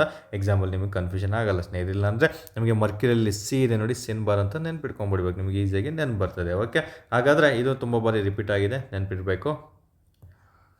ನಂತರ ಇಲ್ಲಿ ಗೋಲ್ಡ್ ಅಂತ ಬರುತ್ತೆ. ಗೋಲ್ಡ್ನ ಯಾವ ಸಂಕೇತದಿಂದ ಸೂಚಿಸ್ತೀವಿ ಅಂದರೆ AU ನೋಡಿ, ತುಂಬಾ ಇಂಪಾರ್ಟೆಂಟ್. ಬೆಳ್ಳಿ ಅಂತ ಬಂದ ತಕ್ಷಣ ನಾವು ಬೆಳ್ಳಿನ AG ಸಂಖ್ಯೆ, ಅರ್ಜೆಂಟೈನ್ ಅಂತ ಗುರುಸ್ತಾ ಬರ್ತೀವಿ. ಇದನ್ನು ಆರಾಮ್ ಅಂತ ಗುರುಸ್ತಾ ಬರ್ತೀವಿ. ಗೋಲ್ಡನ್ನು AU ಅಂತ ನೆನ್ಪಿಟ್ಕೋಬೇಕು. ತಾಮ್ರವನ್ನು ಕಾಪರ್ ಅಂತ ಗುರುಸ್ತಾ ಬರ್ತೀವಿ. ಇವೆಲ್ಲನೂ ಸಹ ಎಕ್ಸಾಮಲ್ಲಿ ಬೇಸಿಕ್ಕಾಗಿ ಕೆಲವೊಂದು ಕೇಳ್ತಾನೆ. ಲೋಹಗಳು ಅಂತ ಬಂದಾಗ, ಅಥವಾ ಒಂದು ನೀವು ಕೆಮಿಸ್ಟ್ರಿಲಿ ಪೀರಿಯಾಡಿಕ್ ಟೇಬಲ್, ಓಕೆ, ಆವರ್ತಕ ಕೋಷ್ಟಕ, ಮೆಂಡಲ್ ಇವು ಕಂಡಿರ್ತಾನಲ್ಲ, ಆವರ್ತಕ ಕೋಷ್ಟಕದಲ್ಲಿ ಇವುಗಳ ಬಗ್ಗೆ ಪ್ರಶ್ನೆಯನ್ನು ಕೇಳ್ತಾ ಬರ್ತಾನೆ, ನೆನ್ಪಿಟ್ಕೊಳ್ಳಿ. ಓಕೆ, ಇನ್ನು ನೇಟಿವ್ ಗೋಲ್ಡ್, ಅದನ್ನು ಫ್ರೀ ಸ್ಟೇಟಲ್ಲಿರುವಂತಹ ಗೋಲ್ಡ್ ಯಾವುದು ಅಂತ ಕೇಳ್ತಾನೆ. ನೇಟಿವ್ ಗೋಲ್ಡ್ ಅಂತ, ಅಥವಾ ಅದನ್ನು ಫ್ರೀ ಸ್ಟೇಟ್ ಅಂತಲೂ ಸಹ ಕರಿತಾ ಬರ್ತಾನೆ. ಅದರದ್ದು ಒಂದು ಅದಿರಾಗಿರುತ್ತೆ. ಇದು ಅದಿರು ಅಂತ ಅನ್ನೋದಕ್ಕಿಂತ ನೇಟಿವ್ ಗೋಲ್ಡ್ ಯಾವುದಕ್ಕೆ ಸಂಬಂಧಪಟ್ಟಿದೆ ಅಂತ ಕೇಳ್ಬೋದು. ಗೋಲ್ಡಿಗೆ ಸಂಬಂಧಿತ ಈಸಿಯಾಗಿ ನೆನಪು ಮಾಡ್ಬೋದು. ಇಂಥ ಈಸಿ ಇಲ್ಲೇ ಸಿಗೋದ್ರಿಂದ ಇದನ್ನೇನು ಕೇಳೋದಿಲ್ಲ ಅವರು, ಸುಮ್ಮನೆ ನೆನ್ಪಿಟ್ಕೊಳ್ಳಿ ಅಂತ ಹೇಳಿದ್ದೀನಿ ನಿಮಗೆ. ಓಕೆ, ನೆಕ್ಸ್ಟ್ ಬರುವಂಥದ್ದು ನಮಗೆ ನಿಕ್ಕಲ್ ಅಂತ ಬರುತ್ತೆ. ಸೊ ಇವೆಲ್ಲರೂ ಸಹ ಗೊತ್ತು. ನಿಕ್ಕೆಲ್ ಅಂದರೆ ಇಲ್ಲಿ ಪೆಂಟಲಾಯ್ಡ್ ಮತ್ತು ಗಾರ್ನರೈಟ್ ಅಂತ ಬರುತ್ತೆ. ಓಕೆ, ಇವು ತುಂಬಾ ಇಂಪಾರ್ಟೆಂಟು ಸ್ನೇಹಿತರೆ, ನೆನ್ಪಿಟ್ಕೋಬೇಕು. ಜಸ್ಟ್ ಇದನ್ನು ಒಬ್ಬ ನಿಖಿಲ್ ಅಂತ ನೆನ್ಪಿಟ್ಕೋಬೇಕು. ನಿಖಿಲ್ PG ಅಂತ ನೆನ್ಪಿಟ್ಕೋಬೇಕು ನೀವು, ಅಥವಾ ನಿಖಿಲ್ PGಯಲ್ಲಿದ್ದ ಅಂತ ನೆನ್ಪಿಟ್ಕೊಂಡ್ರೆ ಆಯಿತು. ಅಥವಾ ನಿಖಿಲ್ PG ಅಂತ ನೆನ್ಪಿಟ್ಕೊಂಡ್ಬಿಟ್ರೆ ಪೆಂಟಲಾಯ್ಡ್ ಮತ್ತು ಗಾರ್ನಿರೈಟ್ ಅಂತ ಬರುತ್ತೆ. ಇವೆರಡೂ ಸಹ ನಮಗೆ ನಿಕ್ಕಲ್ಗೆ ಸಂಬಂಧಪಟ್ಟಂತಹ ಅದಿರುಗಳಾಗಿರ್ತವೆ ಸ್ನೇಹಿತರೆ. ನೀವು ಓದಬೇಕಾದ್ರೆ ಅಷ್ಟೇ ನಿಖಲ್ PG ಅಂತ ನೆನ್ಪಿಟ್ಕೋಬೇಕು, ಅಥವಾ ನಿಖಿಲ್ PG ಅಂತ ನೆನ್ಪಿಟ್ಕೊಂಡಾಗ ಪದೇ ರಿವಿಷನ್ ಮಾಡ್ತಿದ್ದಾಗ ನಿಮಗೆ ನೆನ್ಪು ಬರುತ್ತೆ. ಯಾವುದೂ ಸಡನ್ನಾಗಿ ನೆನ್ಪುಳಿಯಲ್ಲ. ನೀವು ಕಾಂಪಿಟೇಟಿವ್ ಫೀಲ್ಡಿಗೆ ಓದ್ತಾ ಇದ್ರೆ ಅಂದರೆ ಒಂದೊಂದು ಸಬ್ಜೆಕ್ಟನ್ನು 6 to 8 ಟೈಮ್ಸ್ ಓದಿದರೆ ಒಂದು 60 to 70% ನೆನ್ಪುಳಿಯುತ್ತೆ. 8 to 12 ಟೈಮ್ಸ್ ಓದಿದರೆ ಒಂದು 80% ನೆನ್ಪುಳಿಯುತ್ತೆ. 12 to 15% ಓದಿದರೆ ಒಂದು 90% ನೆನ್ಪುಳಿಯುತ್ತೆ. ಅಷ್ಟೇ. 100ಗೆ 100% ಯಾರಿಗೂ ನೆನ್ಪುಳಿಯಲ್ಲ. 100 out of 100 ಯಾರೂ ತೆಗೆಯಲ್ಲ. ಏನು ಎಲಿಜಿಬಿಲಿಟಿ ಸ್ಕೋರ್ ಬೇಕು ಅಷ್ಟು ಮಾಡೋದಕ್ಕೆ ಈ ಒಂದು ರಿವಿಷನ್ ತುಂಬಾ ಇಂಪಾರ್ಟೆಂಟ್ ಆಗುತ್ತೆ. 8ರಿಂದ 12 ಬಾರಿ ಎಲ್ಲ ಸಬ್ಜೆಕ್ಟನ್ನು ಓದ್ಕೊಳ್ತಾ ಹೋಗಿ, ಅಥವಾ 12ರಿಂದ 15 ಬಾರಿ ಎಲ್ಲ ಸಬ್ಜೆಕ್ಟನ್ನು ಓದ್ಕೊಳ್ತಾ ಹೋಗಿ, ಖಂಡಿತ ನಿಮಗೆ ಸಕ್ಸಸ್ ಸಿಗುತ್ತೆ. ಜಸ್ಟ್ ನೀವು ಪಾಸ್ ಆಗೋದಕ್ಕೆ ರಿವಿಷನ್ ಅದಷ್ಟೇ ಬೇಕಾಗಿರೋದು, ಇನ್ಯಾವುದೇ ಅವಶ್ಯಕತೆ ಇಲ್ಲ ಸ್ನೇಹಿತರೆ ಇಲ್ಲಿ. ಓಕೆ, ಇಲ್ಲಿ ಯಾವುದು ಮ್ಯಾಜಿಕ್ ಏನು ವರ್ಕೌಟ್ ಆಗಲ್ಲ, ಓನ್ಲಿ ರಿವಿಷನ್ ಅಷ್ಟೇ ವರ್ಕೌಟ್ ಆಗೋದು. ಸೊ ನಿಕ್ಕೆಲ್ಲ ಅದಿರುಗಳು ಇಲ್ಲಿ ತುಂಬಾ ಇಂಪಾರ್ಟೆಂಟ್ ಆಗಿರ್ತವೆ. ಸೊ ಆಗಲೇ ನಿಮಗೆ ಅಲ್ಲಿ ಮ್ಯಾಂಗನೀಸ್ ಬಗ್ಗೆ ತಿಳಿಸ್ಕೊಡ್ತಾ ಬಂದೆ. ಸೊ ಮ್ಯಾಂಗನೀಸ್ನ ಇದನ್ನು ಸಹ ಹೇಳಿದ್ದೆ, ಇನ್ನು ಮಿಕ್ಕಿದ್ದು ಸಹ ಹೇಳಿದೆ. ಅದ್ರ ಜೊತೆ ಇದೊಂದು ಸೇರ್ಕೊಳ್ಳಿ. ಅದಕ್ಕೆ ನಾನು PDF ಎರಡು ಸಹ ತೊಗೊಂಡಿದ್ದೀನಿ. ಇದೊಂದು ನಮಗೆ ರೋಡೋಕ್ರೊಸೈಟ್ ಅಂತ ಬರುತ್ತೆ. ಇದನ್ನು ಸಹ ಮ್ಯಾಂಗನೀಸ್ಗೆ ಸಂಬಂಧಪಟ್ಟಂತೆ ಒಂದು ಅದಿರಾಗಿರುತ್ತೆ. ಇವೇನು ಸೂತ್ರಗಳೇನು ಬೇಕಾಗಿಲ್ಲ, ಜಸ್ಟ್ ಇದನ್ನು ನೆನ್ಪಿಟ್ಕೊಂಡಿದ್ರೆ ಸಾಕು. ಅದನ್ನು ಬಿಟ್ಟು ಬೇರೆಯೂ ಸಹ ನಿಮಗೆ ಮ್ಯಾಂಗನೀಸ್ ಬಗ್ಗೆ ತಿಳಿಸ್ಕೊಟ್ಟೆ, ಅವನು ಸಹ ನೆನಪಲ್ಲಿರಬೇಕು. ನೆಕ್ಸ್ಟ್ ಕ್ರೋಮಿಯಂ ಅಂತ ಬರುತ್ತೆ. ಕ್ರೋಮಿಯಂ ಸಿಂಪಲಾಗಿ ನೆನ್ಪಿಟ್ಕೋಬೋದು. ಕ್ರೋಮೈಟ್ ಇಲ್ಲಿ ಇಂದ ಶುರು ಆಗುತ್ತೆ, ಇಲ್ಲೂ ಇಂದ ಶುರು ಆಗುತ್ತೆ. ನಿಮ್ಗೆ ಏನು ಕನ್ಫ್ಯೂಷನ್ ಆಗಲ್ಲ, M ಸೇಮ್ ಇದೆ ಸ್ನೇಹಿತರೆ. ಕ್ರೋಮೈಡ್ಗೆ ಸಂಬಂಧಪಟ್ಟಂತೆ ಅಂತ ನೆನ್ಪಿಟ್ಕೊಂಡ್ರೆ ಈಸಿಯಾಗಿ ನೆನ್ಪುಳಿಯುತ್ತೆ. ಇದು ಸಹ ಮೋಸ್ಟ್ ವಾಂಟೆಡ್ ಟಾಪಿಕ್ ಆಗಿರ್ತದೆ. ಇಲ್ಲಿ ಯುರೇನಿಯಂ ಅಂತ ಬರುತ್ತೆ. ಯುರೇನಿಯಂ ಸಂಬಂಧಪಟ್ಟಂತೆ ಇದನ್ನು ಕೇಳಿದ್ದಾನೆ, ಪಿಂಚ್ ಬ್ಲ್ಯಾಂಡೆ. ಓಕೆ, ಎಕ್ಸಾಮಲ್ಲಿ ತುಂಬ ಬಾರಿ ಪ್ರಶ್ನೆ ಇದೆ. ಪಿಂಚ್ ಬ್ಲ್ಯಾಂಡೆ ಎಂಬುದು ಈ ಕೆಳಗಿನ ಯಾವುದಕ್ಕೆ ಸಂಬಂಧಪಟ್ಟಿದೆ, ಅಥವಾ ಪಿಂಚ್ ಬ್ಲ್ಯಾಂಡ್ ಅಂತಲೂ ಸಹ ಕರಿತಾ ಬರ್ತೀವಿ. ಇದು ನಮಗೆ ಯುರೇನಿಗೆ ಸಂಬಂಧಪಟ್ಟಂತೆ ಒಂದು ಅದಿರಾಗಿರ್ತದೆ. ಇನ್ನು ಕಾರ್ನಟೈಟ್ ಅಂತಲೂ ಸಹ ಬರ್ತಿದ್ದೂ ಸಹ ಯುರೇನಿಗೆ ಸಂಬಂಧಪಟ್ಟಂತೆ ಒಂದು ಅದಿರಾಗಿರ್ತದೆ ಸ್ನೇಹಿತರೆ. ತುಂಬ ಬಾರಿ ಪ್ರಶ್ನೆ ಕೇಳಿದ್ದು ಪಿಂಚ್ ಬ್ಲೆಂಡೆ ಅನ್ನೋದು ನೆನ್ಪಿಟ್ಕೊಳ್ಳಿ. ತುಂಬ ಬಾರಿ ಎಕ್ಸಾಮಲ್ಲಿ ರಿಪೀಟ್ ಆಗಿರುವಂತಹ ಒಂದು ಅಂಶ ಆಗಿರ್ತದೆ.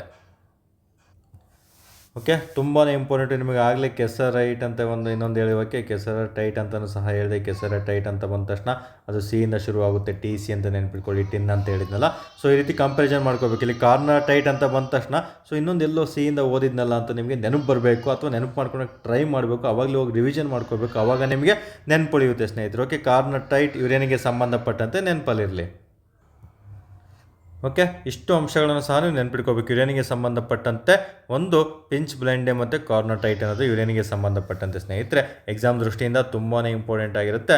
ನೆನ್ಪಿಟ್ಕೊಳ್ಳಿ. ಓಕೆ, UPC ಅಂತ ನೆನ್ಪಿಟ್ಕೋಬೇಕು. ಓಕೆ, UPC ಅಂತ ಬಂದ ತಕ್ಷಣ ಇಲ್ಲಿ ಯುರೇನಿಯಂ ಅಂತ ಬರುತ್ತೆ. ಸೊ ನಿಮಗೆ ಪಿಂಚ್ ಬ್ಲೆಂಡೆ ಕಾರ್ನಟೈಟ್ ಅಂತ ನೆನ್ಪಿಟ್ಕೊಂಡ್ರೆ ಎಕ್ಸಾಮಲ್ಲಿ ನಿಮಗೆ ಕನ್ಫ್ಯೂಷನ್ ಆಗೋಲ್ಲ ಸ್ನೇಹಿತರೆ. ಓಕೆ, ಎಲ್ಲದಕ್ಕೂ ಸಹ ಕೋಡ್ ವರ್ಡ್ ಇಟ್ಕೋಬಾರ್ದು. ಎಲ್ಲಿ ನಮಗೆ ಕನ್ಫ್ಯೂಷನ್ ಆಗುತ್ತೆ ಅಲ್ಲಿ ಮಾತ್ರ ಕೋಡ್ ವರ್ಡ್ ಇಟ್ಕೊಳ್ಳಿ. ನಾನು ಆಲ್ಮೋಸ್ಟ್ ಕನ್ಫ್ಯೂಷನ್ ಆಗುವಂತಹ ಒಂದು ರೂಪದಲ್ಲಿರುವಂತಹ ಪ್ರಶ್ನೆಗಳಿಗೆ ನಾನು ನಿಮಗೆ ಒಂದು ಟ್ರಿಕ್ಗಳನ್ನು ತಿಳಿಸ್ಕೊಡ್ತಾ ಬರ್ತೀನಿ, ಅದನ್ನಷ್ಟೇ ಓದ್ಕೊಳ್ತಾ ಹೋಗಿ ಸ್ನೇಹಿತರೆ. ಇಷ್ಟು ಸಹ ನಮಗೆ ತುಂಬಾ ಇಂಪಾರ್ಟೆಂಟ್ ಆಗಿರುವಂತಹ ಅಂಶಗಳಾಗಿರ್ತದೆ. ನೋಡಿ, ಅದಿರುಗಳು ಅಂತ ಬಂದ ತಕ್ಷಣ ಯಾರು ಇಷ್ಟೊಂದು ಮ್ಯಾಕ್ಸಿಮಮ್ ಒಂದು 80% ಸ್ಟೂಡೆಂಟ್ಸು ಎಲ್ಲನೂ ಸಹ ಓದಿರೋದಿಲ್ಲ. ಒಂದು 20% ಸ್ಟೂಡೆಂಟ್ಸ್ ಅಷ್ಟೇ ಇಷ್ಟು ಅದಿರುಗಳು ಮತ್ತು ಅವುಗಳಿಗೆ ಸಂಬಂಧಪಟ್ಟಂತೆ ಮಾಹಿತಿನ ತಿಳ್ಕೊಂಡಿರ್ತೀರ.